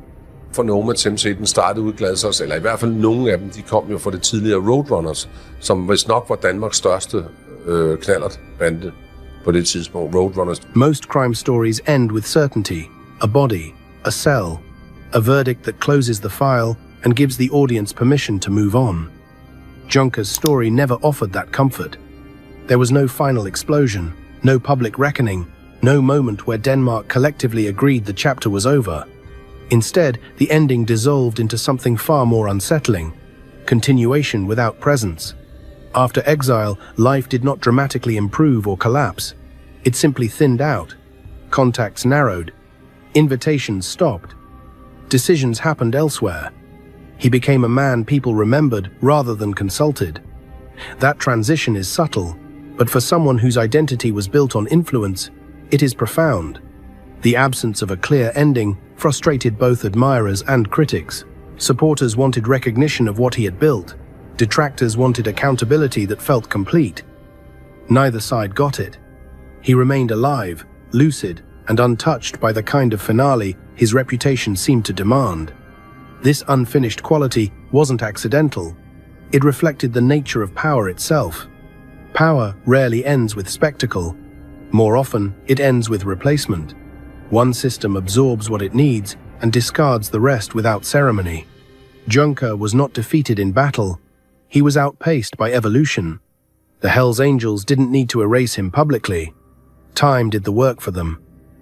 New leaders emerged with different priorities. New conflicts took shape without reference to old wars. Silence did what violence could not. It reduced him without elevating him. For Junker, this was a form of survival that carried its own weight. He had spent decades preparing for death, prison, betrayal, and attack. What he had not prepared for was the irrelevance that arrived politely, without confrontation. There was no comeback attempt because a comeback would have required recognition from the very system that had moved on. He understood that. Forcing relevance would have exposed vulnerability. Accepting distance preserved dignity. This is why his story remains uncomfortable. It resists closure. It challenges the idea that violent lives must end violently to make sense. Jonker lived long enough to see his world continue without him, and that continuity denied everyone a clean narrative. In the end, the most honest ending was the lack of one. No redemption arc, no punishment scene, no final lesson was delivered neatly. Just a man who outlived the role he once played and learned that history does not wait for conclusions. The story didn't end because it didn't need to. It simply stopped being told out loud. Why the angels finally let him go. Jamen, han kommer lige om lidt. Og så kan de høre mig komme, ikke, på den her Bonner Jackson, som vi kaldte den, ikke? Og der var jo potter på, så den larmede jo virkelig. Og Outlaw clubs don't remove members because of age, fatigue, or even past mistakes. They remove them when the balance shifts, when keeping someone becomes more dangerous than losing them. That was the position the Hells Angels eventually reached with Jonker. For years, his value had outweighed his cost. He enforced territory, absorbed risk, and carried the club's reputation through periods of open conflict. Prison did not weaken his standing. Violence did not diminish his usefulness. In many ways, he was the embodiment of the club's most feared era. But organizations built on survival cannot afford nostalgia. By the time the decision was made, the club was operating under different pressures. Law enforcement scrutiny was constant. Media attention was relentless. The biker world was no longer fighting for dominance through open warfare. It was fighting for longevity through discretion. Jonker represented a past that refused to stay buried. The issue was not disloyalty. He had never turned on the club. The issue was independence. He no longer required the patch to be feared. His name alone carried weight. That kind of autonomy disrupts hierarchy. You cannot manage someone who does not depend on the structure you control. Visibility amplified the problem. His books, interviews, and public presence made him a recurring reference point for journalists and police. Every mention pulled the club's violent history back into public view. Younger leadership wanted distance from that legacy. They wanted a future that did not constantly answer for 1980s bloodshed. Inside the Hells Angels, this created a quiet consensus. Removing him would reduce attention. Keeping him risked continued exposure. The decision did not require hatred or betrayal. It required calculation. And calculation won. The method mattered as much as the outcome. Violence would have transformed him into a martyr. Public conflict would have validated his significance. So the club chose the cleanest option available: administrative removal, bad standing, silence. It was not a rejection of his past. It was an acknowledgement that his past no longer fit the present. Jonker understood this, even if he didn't accept it emotionally. He had spent his life navigating power. He recognized when the equation no longer favored him. Fighting back would have proven the club's point. Staying quiet preserved his image. In the end, the Angels didn't defeat him. They outgrew him. That distinction is important. He was not discarded because he failed. He was removed because he succeeded too completely in an era the organization wanted to leave behind. And that is the final truth of his fall. In worlds governed by power, loyalty lasts only as long as relevance. When relevance fades, history becomes weight. The Angels chose to drop that weight and move on. What his fall really says about power. Jonker's story matters because it exposes how power actually works when violence is no longer enough. His rise followed a familiar pattern: fear, discipline, reputation, consequence. But his fall revealed something colder. Power does not end when you are defeated. It ends when you are no longer useful. For decades, he believed loyalty was permanent if it was proven often enough. Prison time proved it. Violence proved it. Silence proved it. But loyalty inside systems built on survival is transactional, not emotional. It lasts only while it serves the machine. The Hells Angels did not betray him. They applied the same logic he had enforced on others. Remove liabilities, reduce attention, protect the structure. That is not hypocrisy, it is consistency. What unsettles people about his removal is not that it happened, but how it happened. No confrontation, no spectacle, no blood, just a decision made elsewhere, followed by silence. That is how modern power operates, quietly, efficiently, without witnesses. Juncker survived everything designed to destroy him because those threats were visible. Bullets can be dodged. Prison can be navigated. Rivals can be eliminated. What cannot be fought is irrelevance imposed by consensus. His life demonstrates a truth most violent men never learn. Fear builds authority. Authority builds dependence. But dependence eventually becomes optional. When others no longer need you, they stop fearing you. That moment arrived not because he weakened, but because the world around him changed. Younger leaders did not want legends. They wanted sustainability. They did not want symbols. They wanted silence. Juncker was neither quiet nor forgettable. That made him incompatible with the future. And yet, his story is not a failure. He achieved what very few ever do. He lasted. He shaped systems. He altered his behavior long after stepping away. His influence did not vanish when the patch was removed. It transformed. It became historical rather than operational. That is a rare outcome in violent worlds. The final irony is simple. The man who mastered fear was undone by administration. The enforcer of consequence was removed by process. The legend of brutality was ended by restraint. No gunshot marked the end. No cell door closed. No funeral followed. Just distance. And in that distance lies the real lesson. Power does not care about who you were. It only responds to what you are now. When the answer becomes inconvenient, the system moves on. Juncker understood that, too late to change it, but early enough to survive it. His story does not warn against violence. It warns against believing violence is enough. In the end, even the most feared men are temporary. Only the machine. My name is Pat Matter. I was involved in outlaw motorcycle clubs for 31 years. Pat Matter spent more than 20 years inside the Hells Angels, rising from a teenage dropout to the president of the Minneapolis chapter. He handled problems, money, disputes, and violence as part of everyday life, and for a long time, he believed that was where his life would end. Then the arrests started.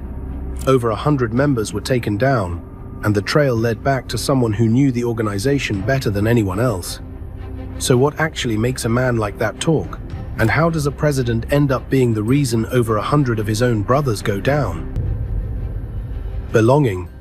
The hardest thing Pat Matter ever did not involve violence, guns, or prison bars. It was a quiet moment. The kind most people would never notice. He was dropping his son off one ordinary morning, trying to act normal, trying to sound calm, knowing that when he turned around and walked away, nothing in his life would ever be the same again. He knew he was not coming home. He knew this was the last normal moment he would have with his family for a long time. And he knew the decision that led him there could not be undone. Later, Pat said that moment stayed with him more than any shootout or bombing ever had. To understand how he reached that point, you have to go back decades, long before patches, wars, or informants. Back to a place where his life could have gone in an entirely different direction, Fort Dodge, Iowa. In the 1950s, Fort Dodge was a quiet Midwestern town with roughly 10,000 people. It was the kind of place where most families followed a predictable path. Kids went to school, parents went to work. Lives were planned early and rarely changed. Pat's life did not follow that script. His parents divorced when he was young, at a time when divorce still carried stigma and silence. The home he knew fractured early. His mother eventually left. His father was not a steady presence.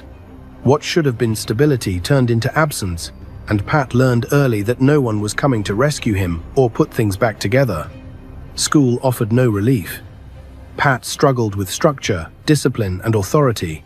Sitting in a classroom felt pointless when his life outside of it felt unanchored. Teachers did not know what to do with him, and he did not care enough to pretend. By 7th grade, school was over, not because of a dramatic expulsion or confrontation, but because quitting felt easier than forcing himself into a system that never felt built for him. By the time he was 15, Pat was essentially raising himself. That same year, he was arrested for the first time. He and a friend broke into a bar in Clare, Iowa, stealing beer and cigarettes. It was not a calculated crime or a desperate act. It was impulsive, reckless, and driven by boredom more than need. When they got caught, Pat felt something he did not expect. Not shame and not fear, but a strange sense of confirmation. Life was already off track, and this only proved it. There was no adult presence to redirect him afterward. No serious consequences that changed his direction. The arrest became just another marker in a life that already felt disconnected from the future most people expected. Around this time, motorcycles entered Pat's life. They were not polished or expensive. They were loud, heavy, greasy machines that demanded attention and rewarded effort. Pat was drawn to them immediately. He spent hours tearing engines apart, learning how things worked, fixing what others gave up on. There was comfort in it. The mechanics made sense. You put the work in, and the machine responded. No lectures. No judgment.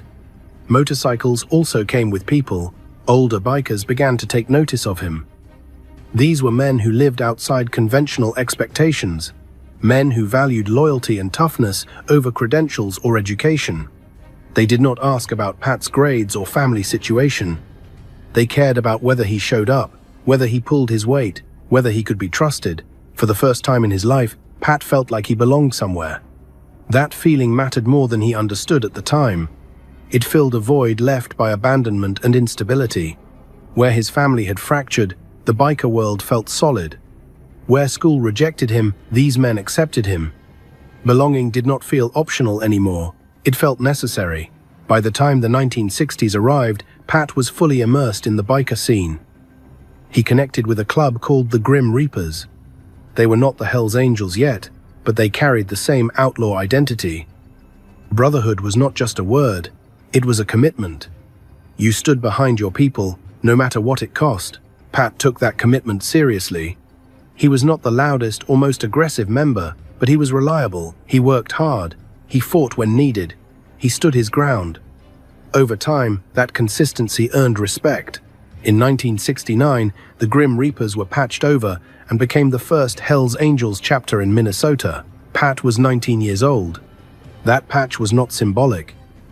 It was transformative. Wearing it meant your identity was now public, permanent, and tied to a reputation that carried fear as much as respect.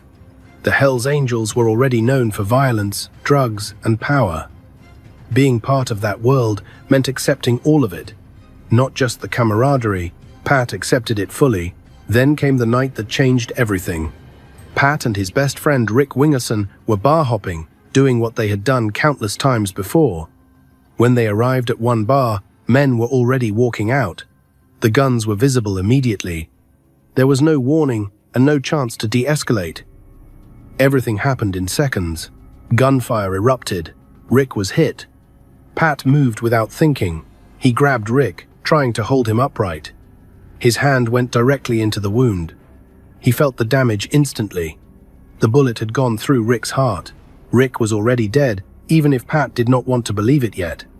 Standing there in that parking lot, holding his best friend as blood soaked his hands, something in Pat shifted. Grief mixed with rage. Shock hardened into resolve.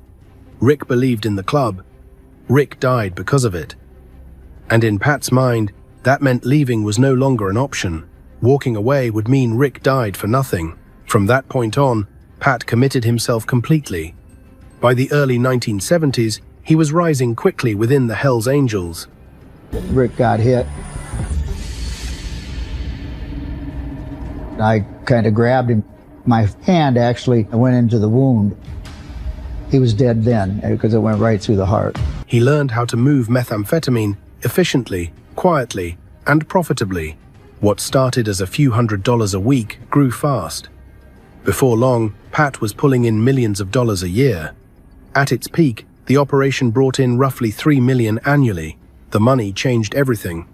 It brought power, influence, fear. People listened when Pat spoke, people deferred. But it also pulled him further away from anything resembling a normal life. Pat went through 2 marriages during this period. Home became secondary. The club always came first. That was not a rule written down anywhere, but everyone understood it. Loyalty to the Hells Angels came before family, before safety, before peace. In 1982, the Minnesota chapter officially opened its charter. Pat never forgot that moment. The pride was overwhelming. It felt like validation for everything he had sacrificed. But that same moment marked the beginning of something darker. More drugs, more rivals, more attention from law enforcement. The outlaws wanted him gone. Violence became constant. Friends died. Threats followed him everywhere. Pat knew he could be killed at any time. He accepted that risk as part of the life. His motorcycle shop, Minneapolis Custom Cycle, became both refuge and front. On the surface, it was legitimate. Beautiful custom bikes, national magazine features, respect for his craftsmanship. Behind the scenes, the outlaw life touched everything. By the end of the 1970s, Pat's life was already on a collision course. The belonging he had searched for his entire life had come at a cost he had not fully counted yet, and the price was still climbing. The club becomes family. By the early 1970s, Pat Matter no longer felt like he was trying to belong. He felt like he already did. The Hells Angels were not just a motorcycle club to him. They were structure, routine, identity. Where his childhood had been unstable and fragmented, the club was rigid and clear. You knew where you stood. You knew who mattered. You knew what was expected of you. Day-to-day life inside the club was not constant chaos, despite what outsiders imagined. There were meetings, rules, unspoken hierarchies, and constant testing. Loyalty was not something you declared once.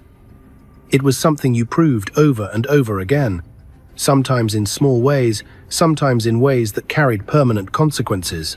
Pat understood this instinctively. He showed up early. He stayed late. He fixed bikes that others gave up on. He backed members in fights without hesitation. They were absorbed. Pat absorbed them completely. Rick Wingerson's death lingered in everything he did. It was not something he talked about often, but it shaped his decisions quietly. The image of that parking lot never fully left him, holding Rick, feeling the wound, knowing instantly there was nothing he could do. That moment hardened Pat's sense of obligation. The club was no longer just a choice. It felt like a responsibility. As Pat moved deeper into the Hells Angels world, violence became more normalized, not celebrated in speeches, but accepted as part of the environment. Disputes were settled with fists, weapons, or intimidation. Respect was enforced. Territory mattered. Reputation mattered even more. Pat learned quickly how easily things could spiral. One wrong look, one careless comment in the wrong bar, one rumor passed along too freely. Situations escalated fast, and once they did, there was rarely a clean way out. Pat watched men get hurt over slights that would seem meaningless to outsiders. Inside the club, those moments were tests, and Pat passed them. By the mid-1970s, he had developed a reputation as someone who could be relied on in tense situations. He was not reckless, but he was decisive. When violence happened, he did not freeze. When loyalty was questioned, he did not hesitate. This earned him respect, but it also pulled him further away from anything resembling a normal life. Money began flowing more consistently. Methamphetamine was no longer just a side operation. It became a core part of the club's income. Pat understood distribution, supply chains, and how to keep things quiet. He was careful. He avoided unnecessary attention. He stayed disciplined. That discipline made him valuable. But money also created distance.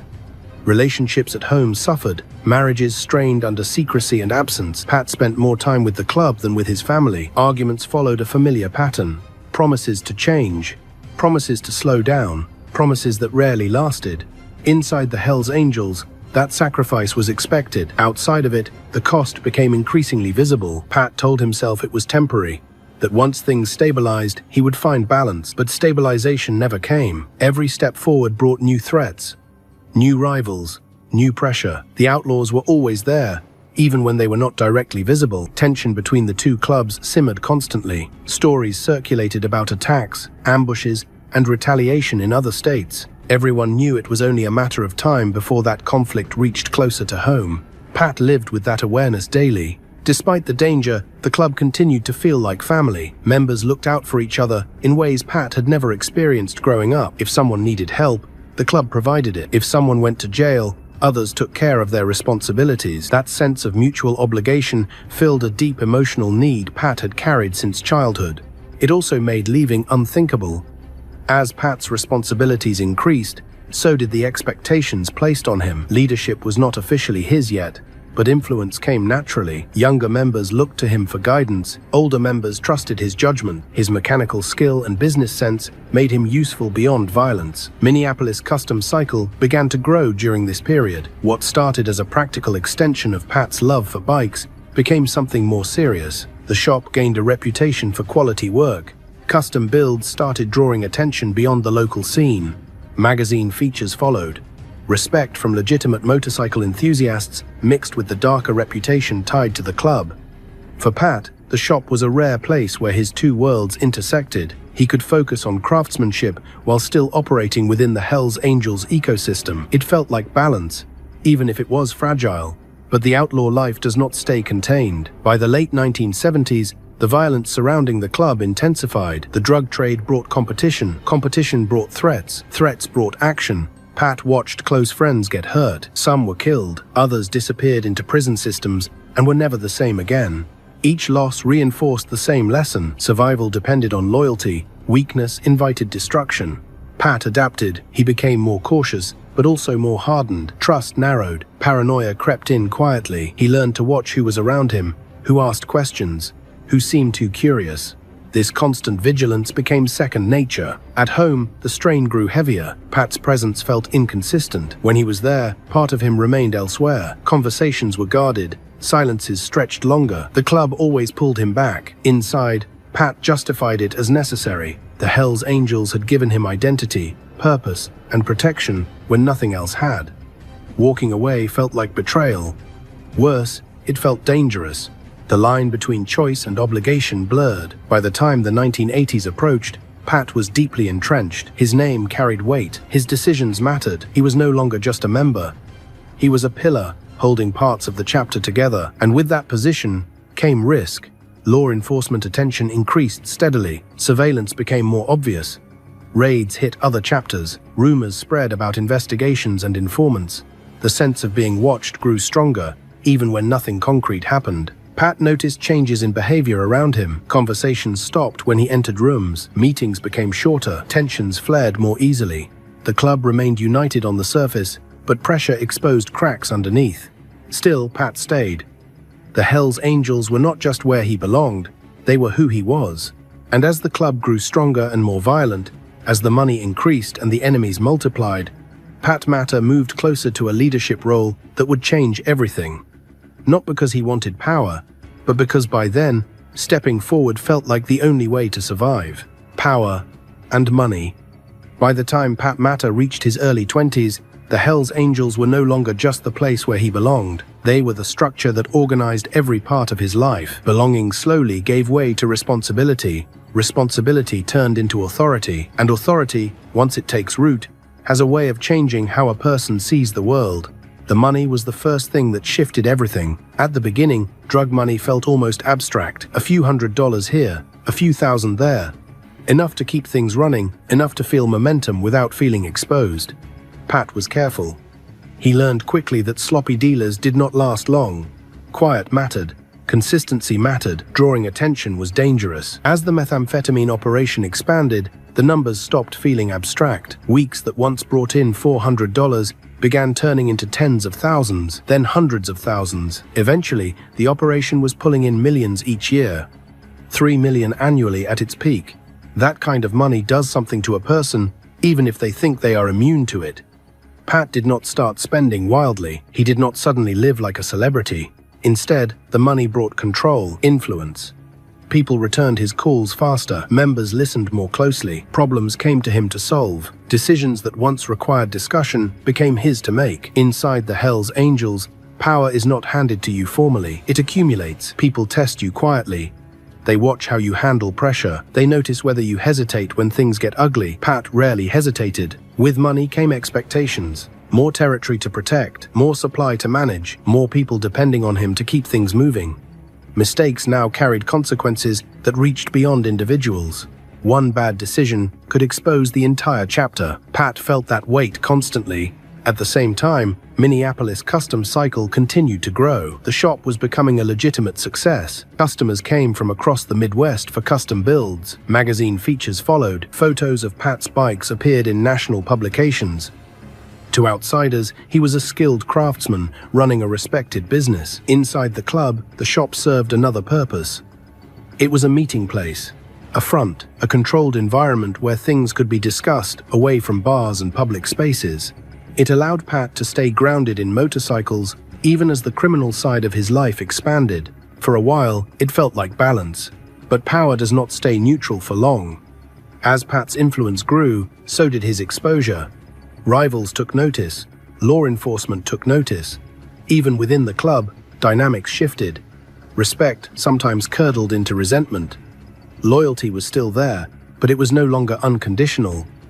People began watching Pat the same way he watched others. Trust narrowed. At home, the strain became impossible to ignore.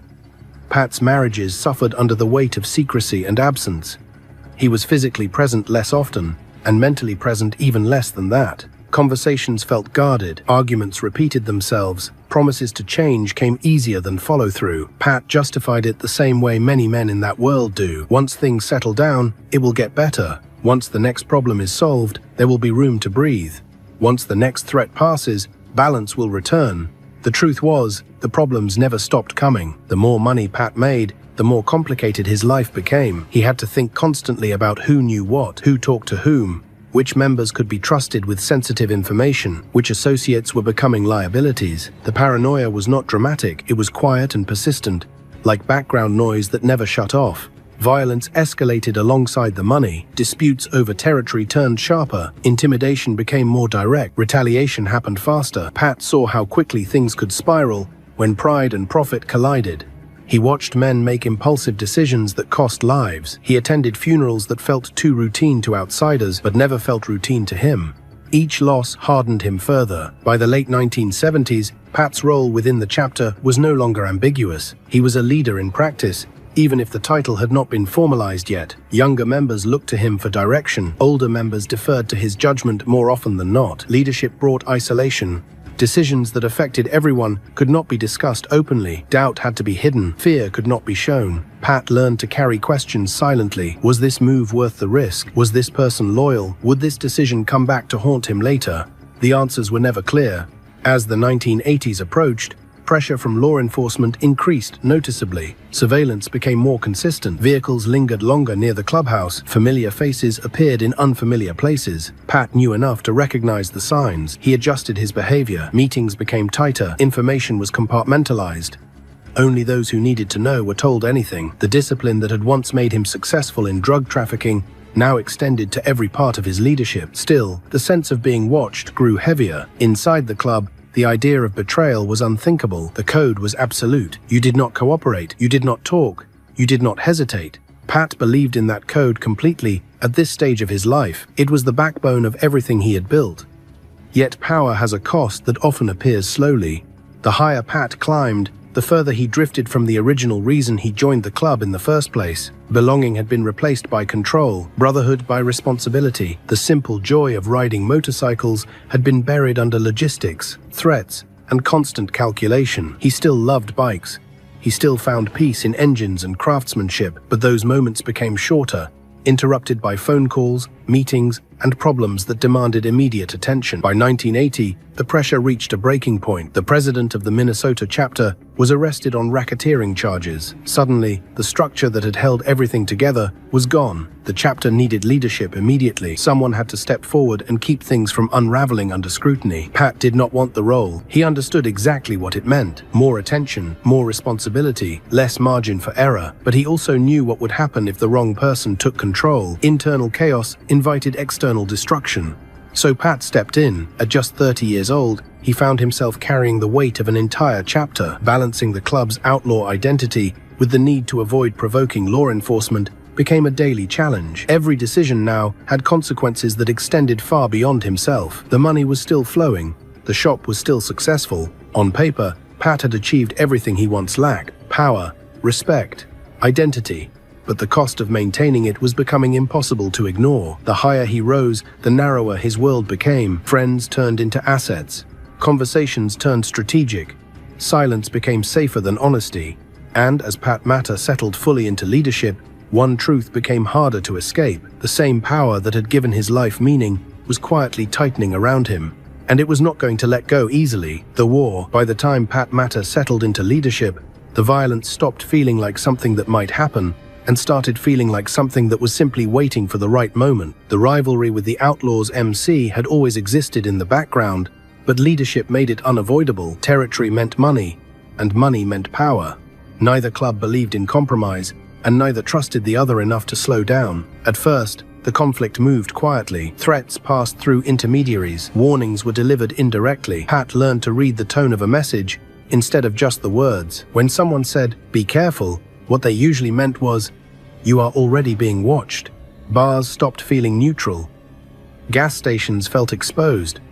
Even familiar roads felt different once you knew someone might be waiting. Pat adjusted the way he lived. Routes changed daily. Routines disappeared. He parked vehicles carefully, always thinking about where something could be hidden or who might be watching. He trusted fewer people with details. Conversations happened in shorter bursts, often face-to-face, never over the phone if it could be avoided. Despite all of that, violence found him anyway. One afternoon, a man came by the shop to buy a motorcycle. He asked Pat to ride with him in his Lincoln instead of Pat driving his pickup. It was a casual suggestion, nothing that felt urgent or suspicious. Pat agreed without thinking much of it. 3 men, into 10, they had gone only a few blocks when the explosion hit. The sound was not sharp, it was heavy. A deep, concussive blast that shook the air and rattled windows. For a split second, Pat did not understand what had happened. Then he saw smoke behind them, thick and dark, rising from where his truck had been parked. The pickup was gone. Later, investigators would explain the device in detail. C4 encased in steel, a mercury-activated switch, aluminum placed on top so the blast would travel upward directly into the driver's seat. If Pat had been in that truck, there would have been nothing left to save. Standing there, watching smoke curl into the sky, Pat understood something very clearly. This was no longer intimidation. This was an execution attempt. He knew immediately who was responsible. The outlaws had crossed a line that could not be uncrossed. From that moment on, there was no version of events where things de-escalated on their own. Pat did not feel panic. What he felt was pressure. A heavy, suffocating awareness that something had to be done. In the world he lived in, not responding would be interpreted as weakness. Weakness invited more attacks. That night, he barely slept. Not because he was afraid to die, but because he understood what retaliation would mean. More violence, more bodies, more attention from law enforcement, but also because failing to respond would end his leadership just as surely as the bomb would have ended his life. The war escalated fast after that. Shootings, firebombings, threats delivered openly instead of whispered. Members on both sides were killed, others were stalked, followed, forced to live the same paranoid existence Pat had already adopted. One phone call stayed with him. Pat answered the line and heard a calm voice on the other end. The man asked a simple question. "How many members does it take to have a charter?" Pat answered, 6. The voice replied that Rockford was now 1 short. Then the line went dead. Pat knew exactly what that meant. A member had been killed. A message had been sent. There was no ambiguity in it. Loss stopped being abstract. Names were attached. Faces. Families. Funerals became familiar. As the 1990s approached, the conflict widened. Pat made a decision that would permanently change the scale of the war. He supported the patching over of the Hell's Henchmen, a powerful club operating in Rockford, South Bend, and the Chicago area. They wanted to become part of the Hell's Angels, and Pat believed they had earned that chance. From his perspective, it made sense. Strength in numbers, loyalty formalized, territory expanded. From the Outlaws' perspective, it was an invasion. Chicago was sacred ground. Allowing the Hell's Angels to establish a major presence there was unthinkable. Warnings followed. Personal confrontations. Even respected figures tried to intervene, urging Pat to reconsider. He did not. Once the decision was made, backing down would have shattered his credibility. Leadership meant owning consequences, even when they were catastrophic. The response from the Outlaws was swift and brutal. In 1994, a massive bomb detonated at the Hell's Henchmen clubhouse in Chicago. The blast tore through the building. Vehicles were thrown, windows shattered blocks away. Debris rained across nearby streets. It was one of the largest bombings the country had seen at that point. The message was unmistakable. Pat ordered retaliation. Fire bombings followed, attacks on outlaws' properties. The cycle of violence accelerated beyond anything either side could fully control. Members were stalked, families were threatened, everyone lived on edge. Through it all, Pat carried the weight of every decision. He knew each move increased scrutiny. He knew federal authorities were watching closely, building cases patiently while the clubs destroyed themselves from the inside. Surveillance tightened. Cameras appeared in unexpected places. Vehicles seemed to follow him more often. Pat learned later that law enforcement had rented rooms in nearby high-rise buildings, using them to watch the clubhouse continuously. He felt it even before he knew it. The sense of being hunted from all sides became constant. Rivals wanted him dead. Investigators wanted him locked away. There was no safe direction to turn. Still, Pat stayed committed to the code. The Hells Angels came first. That belief had been drilled into him since he was a teenager. Family came second. Personal safety came last. That hierarchy had shaped his entire adult life. But as the war dragged on, something began to fracture. Not loyalty, not belief, endurance. Pat started noticing the toll in small ways.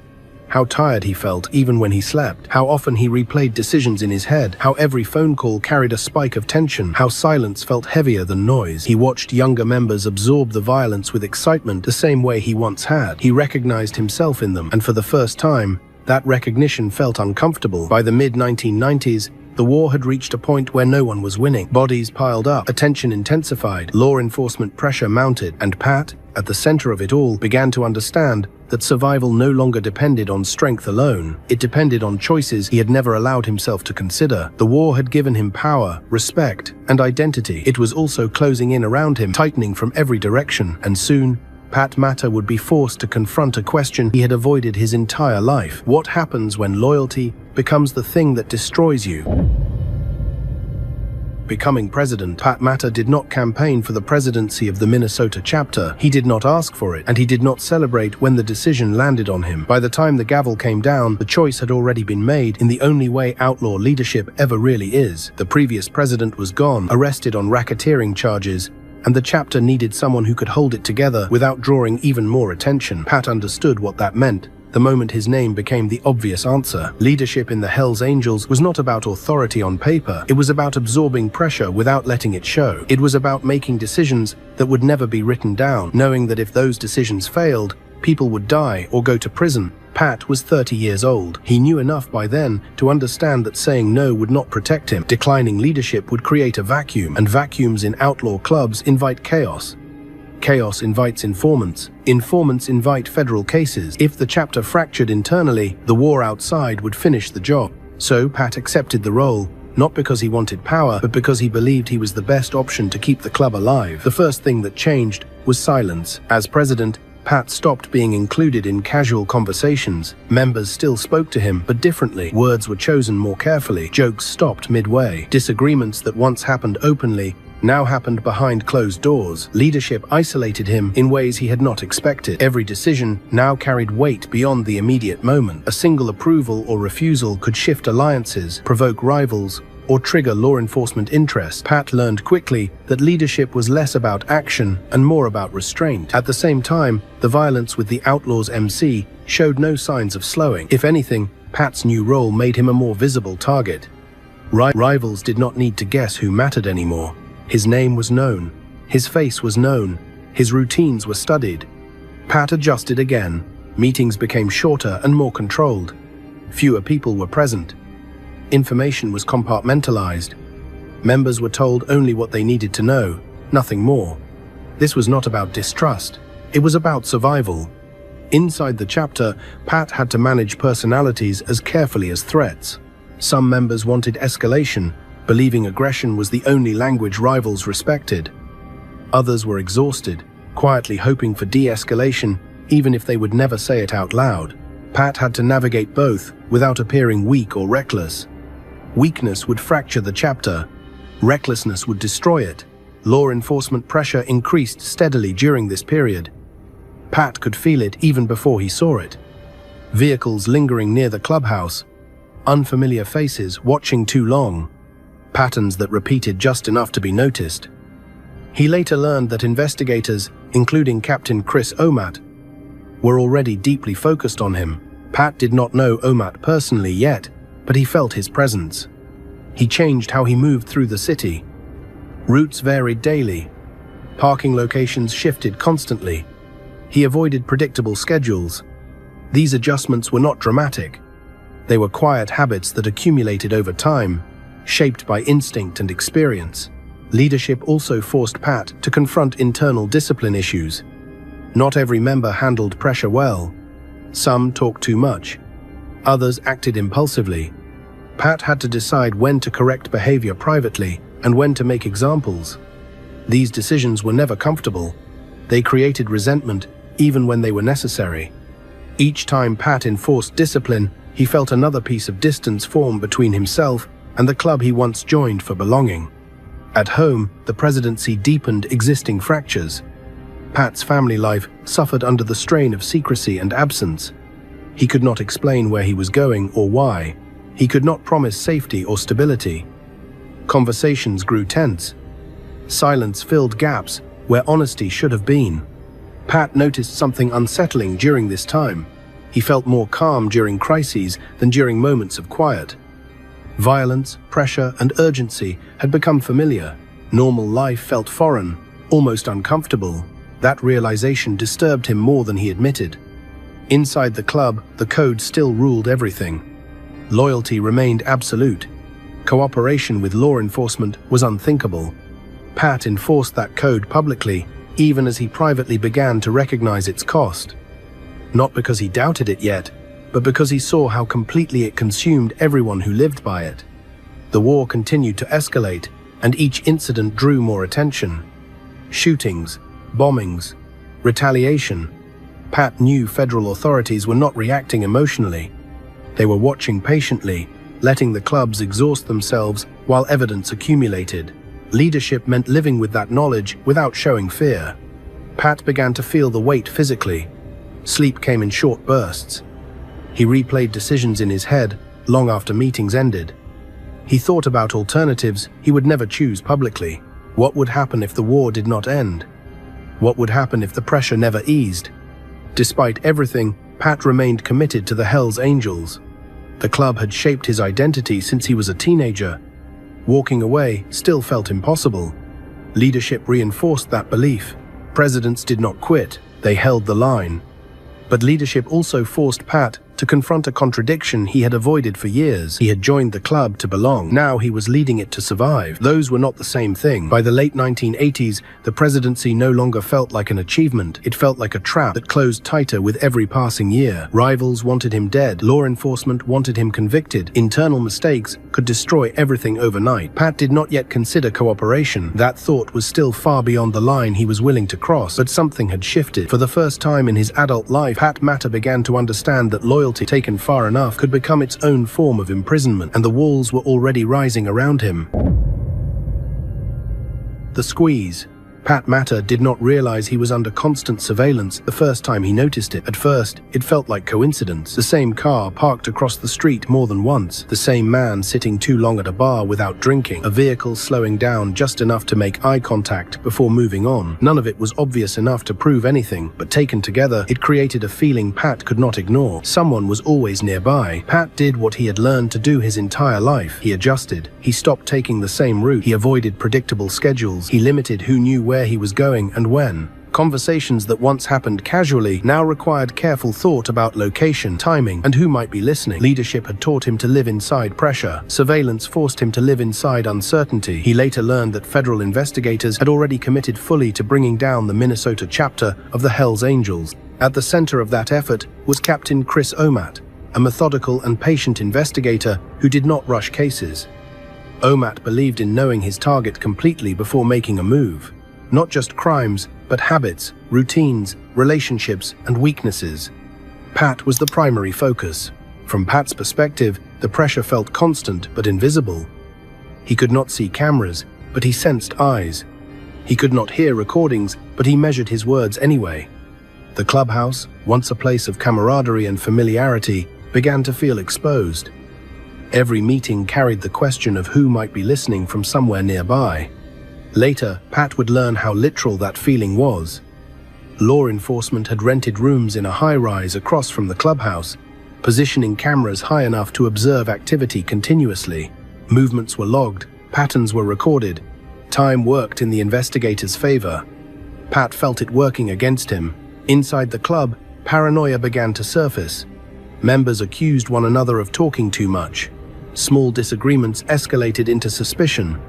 Trust, once taken for granted, became fragile.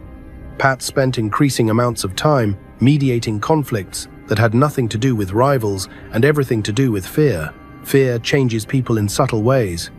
Some members became aggressive, eager to prove loyalty through action. Others withdrew, becoming quiet and guarded. Pat had to manage both without letting either destabilize the chapter. Leadership now meant preventing collapse from within, while pressure mounted from outside.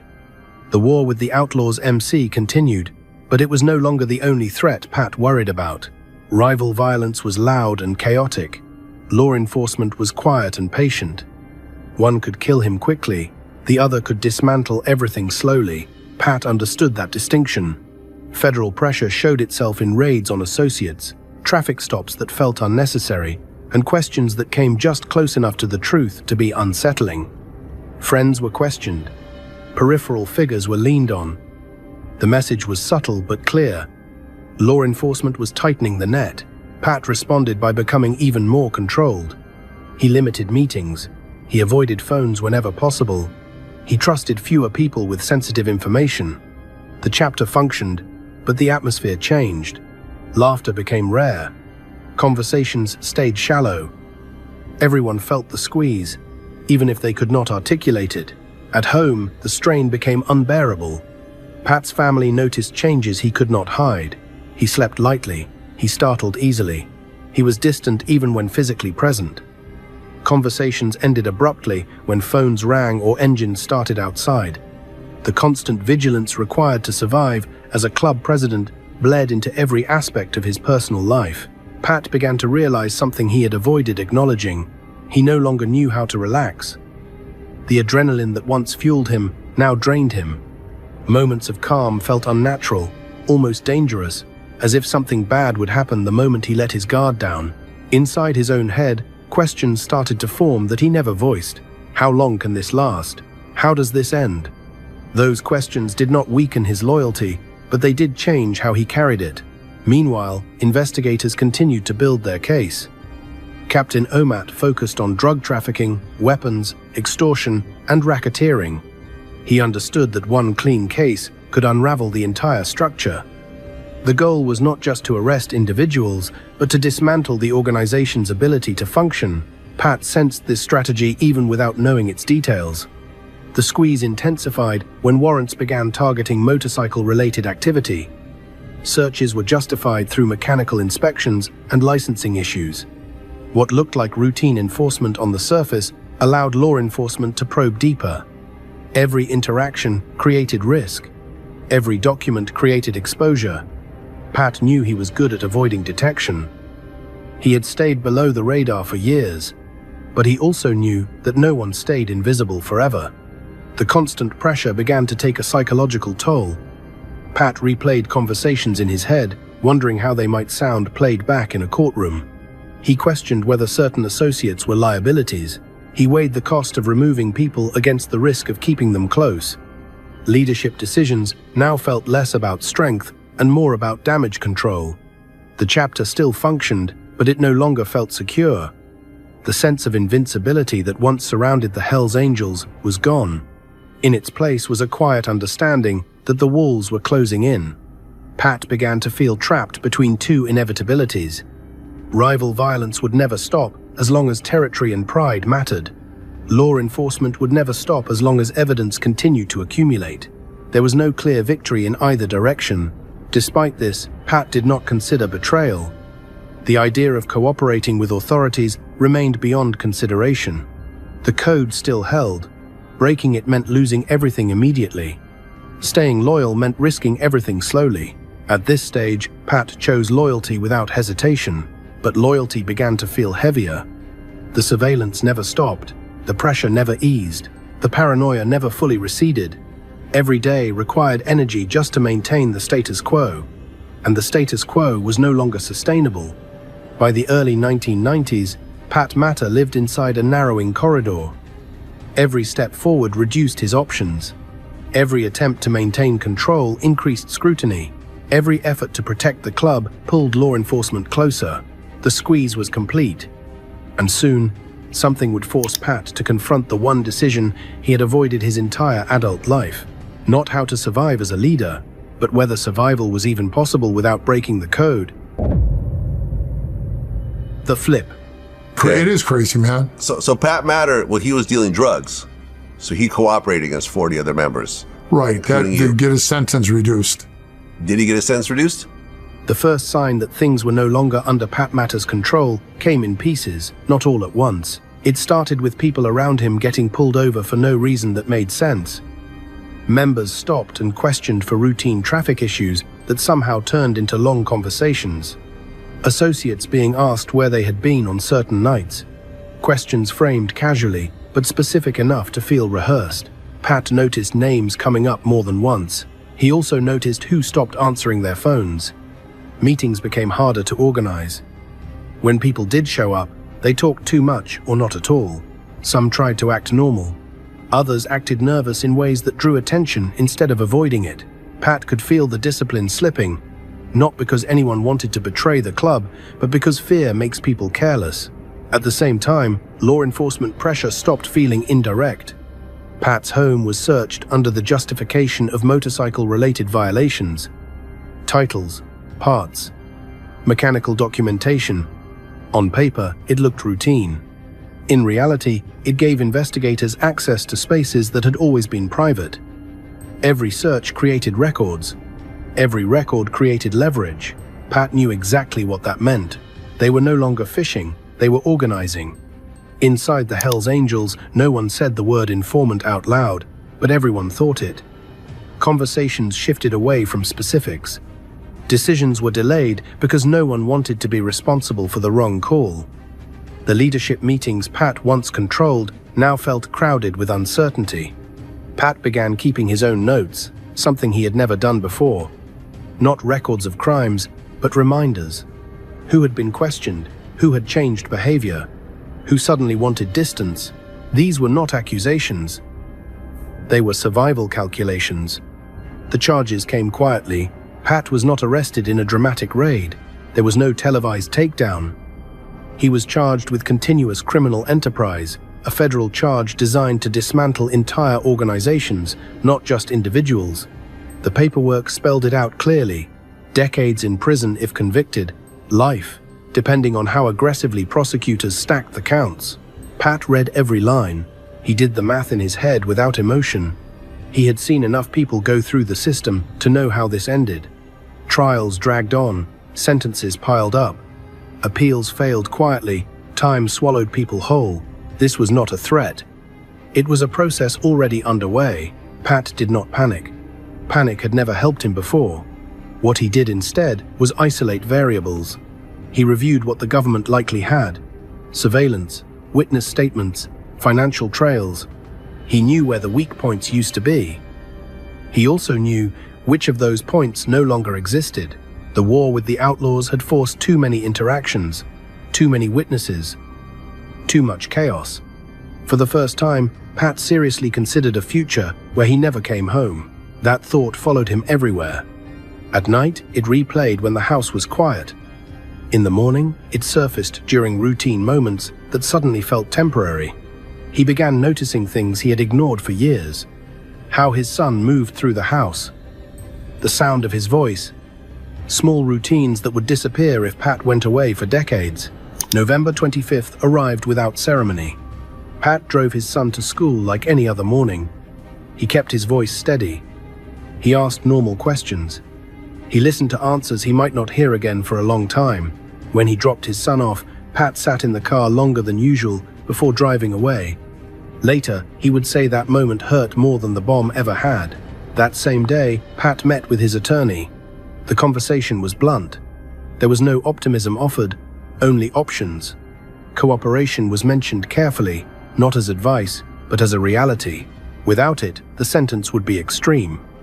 With it, there was at least a possibility of seeing daylight again. Pat did not answer immediately. Loyalty had shaped every decision he had made since he was 19. Cooperation was not just illegal in the club, it was unthinkable. It erased your past and made you a target forever. But this was no longer about pride or reputation. This was about time. Days passed before Pat made contact. The first meeting with law enforcement did not happen in a dramatic setting. It happened in a controlled, quiet room with his attorney present. Captain Chris Omat was there. Pat recognized him immediately. He had felt Omat's presence for years without ever meeting him. The conversation started cautiously. Pat did not confess. He did not volunteer stories. He listened. He answered only what was asked. He wanted to know how much they already knew. Omat did not overplay his hand. He explained the structure of the case calmly. He explained where it was strong and where it needed corroboration. Then he made it clear what Pat could offer. Not rumors, not names without context, but structure. Pat understood structure better than anyone in the room. Over the following meetings, Pat explained how methamphetamine moved through the organization, who handled distribution, how money was laundered, how leadership communicated orders without writing them down, how extortion was framed as support, how violence was approved and enforced. He drew diagrams. He corrected assumptions. He explained cultural rules outsiders never understood. Each session was precise and exhausting. Pat knew that every detail he gave sealed his fate inside the biker world. There was no partial betrayal. Once you spoke, you were finished. The cases that followed were devastating to the club. Indictments stacked up. National leadership was charged. Racketeering cases stuck.